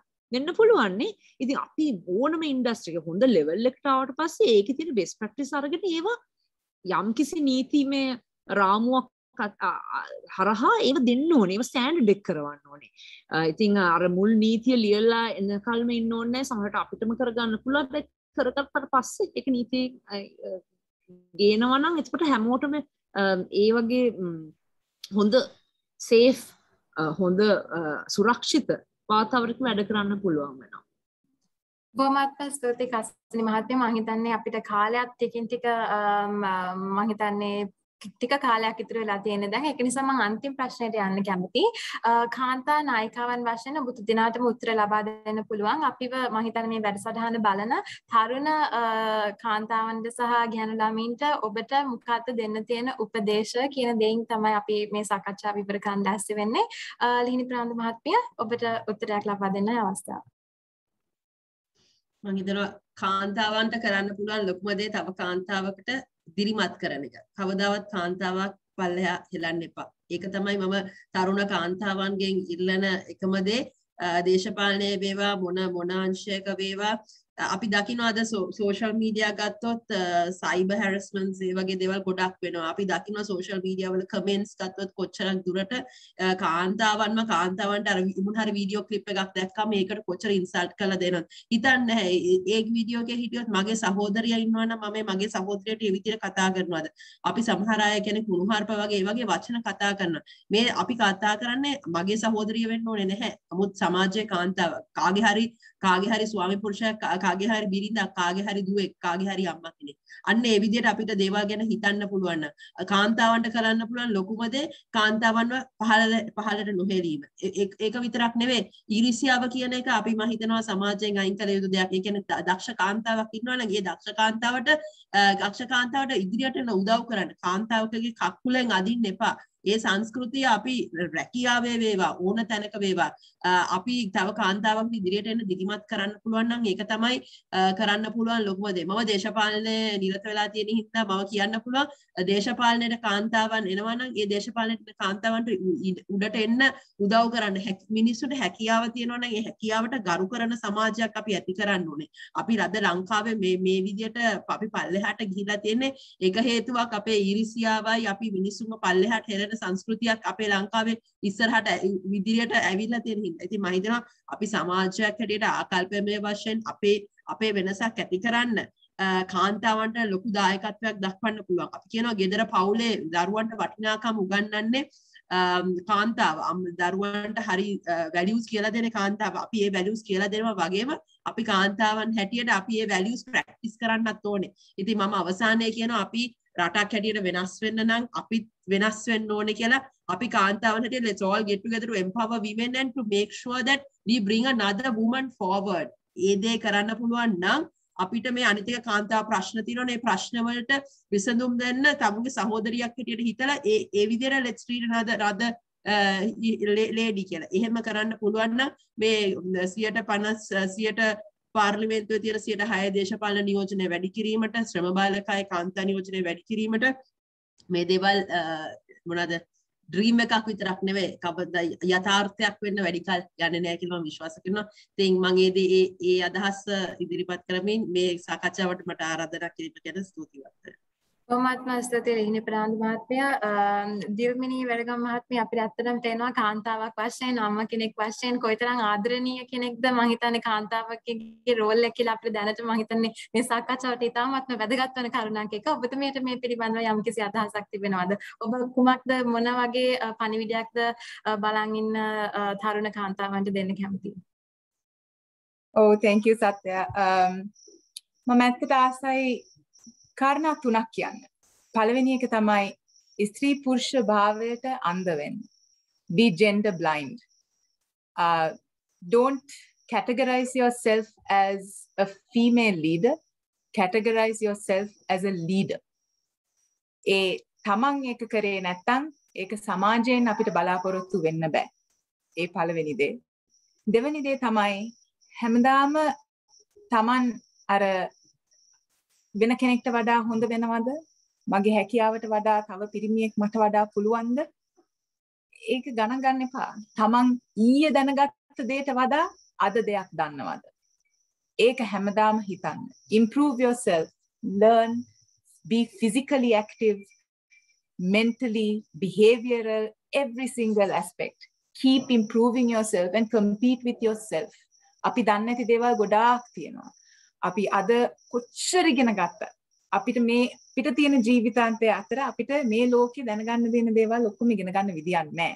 ඒ නිසා පුළුවන් තරම් තමන්ව අනික් තව ඉහළ තත්වයකට යන්න තමන් ඉගෙන ගන්න improve වෙන්න. තුන්වෙනි දේ තමයි මම හිතන්නේ ලිහිණි මේක කිව්වා අත්‍යවශ්‍යම දේ paid forward. Lift each other up. මම හිතන්නේ ඒක අපි හැම කෙනාගෙන් පුළුවන්. මට දැන් මල් කලඹක් ගෙනත් දුන්නා මගේ අවුරුදු 5 අවුරුදු 8 පොඩි දෙන්න. again ඒ කියන්නේ අම්මි you can do it කියන එක. මොකද ඒගොල්ලෝ හිතන්නේ මම මේ ලොකු දෙයක් කරනවා කතා කරනවා ඒගොල්ලෝ මෙතනට එන්න බැරි ඒකයි කියලා. හැබැයි ඒ වගේ අර ගැහණියෙක් තව ගැහණියෙක්ව කාන්තාවක්ව ඒ හරි විදියට උස්සලා තියාගන්න, ඒ පොඩි සපෝට් එක දෙන්න, එන්කරේජ් කරන්න. paid forward. අපි මෙතන ඉන්නේ අපේ අම්මලා, අපේ හස්බන්ඩ්, අපිට හම්බෙච්ච අනික් යාළුවෝ, අපේ බොස්ලා, අපේ ඕන කෙනෙක්. අපේ ජීවිතේ අපිට හම්බෙච්ච අය අපිට කරපු ඒ අත්වල දීපු අත්වල කරපු උදව්වල් හින්දා. ඒක ඉදිරියට තව කෙනෙක්ට දෙන එක අපේ යුතුයකම. හැබැයි ධෛර්යමත් වෙන්න, be daring, be bold and be unapologetically you. Thank you for the invite. කොහොමත්ම ස්තුතියි දියුමිනී මහත්මිය. thank you very much. මම හිතන්නේ ඔබ ඉතාමත් වැදගත් තරුණ කාන්තාවන්ට ගැන ළමින්ට වැදගත් කාරණා කිහිපයක් තමයි ගෙනාවේ. කසනි මහත්මිය ඔබට මොන වගේ ඇඩ්වයිස් එකක්ද දෙන්න තියෙන තරුණ පරපුරට? මම මුලින්ම කියන්නේ තමා කවුද කියලා ඉස්සෙල්ලාම අඳුන ගන්න. අපි කවුද? මම කවුද? මගේ හැකියාවන් මොනවද? මගේ අඩුපාඩු තැන් මොනවද? ඒක හැමෝටම පොදු දෙයක්. අපි හැමදේම පිරුණු අය නෙමෙයි. අපි ලෝකයට එන්නේ කිසිම දෙයක් දැනගන්න නැතුව.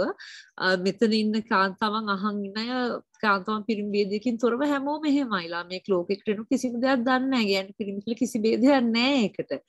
ඉතින් අපි තමා කවුද කියලා ඉස්සෙල්ලාම අඳුනාගත්තොත් අපි දන්නවා අපේ තියෙන හොඳ දේවල් මොනවාද? අපේ තියෙන අඩුපාඩු තැන් මොනවාද? මේක මණික කොප දානවා වගේ කාලය ඇවෑමෙන් අපි අත්දැකීම් සම්පූර්ණ වෙනකොට අපි පොඩ්ඩ දියුණු කරගන්න ඕනේ, රවුම් කරගන්න ඕනේ. අපි ඒ යන ගමනේ අපි හොඳ ආදර්ශමත් පුද්ගලයෙක් වෙයි. කාන්තාවක් කියලා මම කියන්නේ අපි හොඳ ආදර්ශමත් පුද්ගලයෙක් වෙයි. ඒක පටන් ගන්න ඕනේ ඉස්සලාම ඔයාගේ පවුලෙන්. ඔයාගේ යාළු මිතුරියන්ගෙන්, ඔයාගේ වටේ ඉන්න ඉස්කෝලේ ගිය අයගෙන්, යුනිවර්සිටි ගියගෙන් මේ ඉහළටම යන්න ඕනේ නෑ. මේක වෙන්න සත්‍යයක්. තමාද කියලා අවබෝධ කරගෙන තමා අනික් අයට යම් කිසි විදිහකින් උදව්වක් කරන්න පුළුවන්, අත දෙන්න පුළුවන් නම් ඒක පටන් ගන්න පුළුවන්. සමහර වෙලට තමා ඉස්කෝලේ ඉන්න කාලේ වෙන කෙනෙක්ට නෝට් එකක් දෙනවද, මොන හරි දන්නේ දෙයක් කියලා දෙන්න පොඩි කාලයක් යොමු කරනවද? කාන්තාවන් ඉන්න පාසලකම නම් හිටියේවා අනිත් වගේ ඉහෙලියන්ට කොහොමද සැලකුවේ? ඉන්නේ එතනින් තමයි පටන් ගන්න හොඳ පුරුදු. ඊට පස්සේ ඔයා රැකියාවට ගියාම ඒකෙත් CEO වෙන්න ඕනේ නැහැ. ඔයා මොන හරි දෙයක් හරි මුල්ම ගන්නපු කෙනා මට හොඳට මතකයි මොන හරි දෙයක්. ඊට පස්සේ ඒ වගේ ඔයාට හම්බෙච්ච හැම අවස්ථාවෙම ඔයා ඉගෙන ගත්ත දේ ඔයා අනික් අයව දිරිමත් කරාද? ඒගොල්ලන්ට ඉදිරියට යන්න, ඒගොල්ලන්ව පස්සට දාන්න නැතුව ඉස්සරහට යන්න උදව්වක් කරාද? ඉතින් ඉස්සලා අපි කියනෝනේ සිංහලෙන් තිරුණු කලේ දිය නොසලේ කියලා. ඒක තමා කවුද කියලා හොඳට අඳුන ගන්න.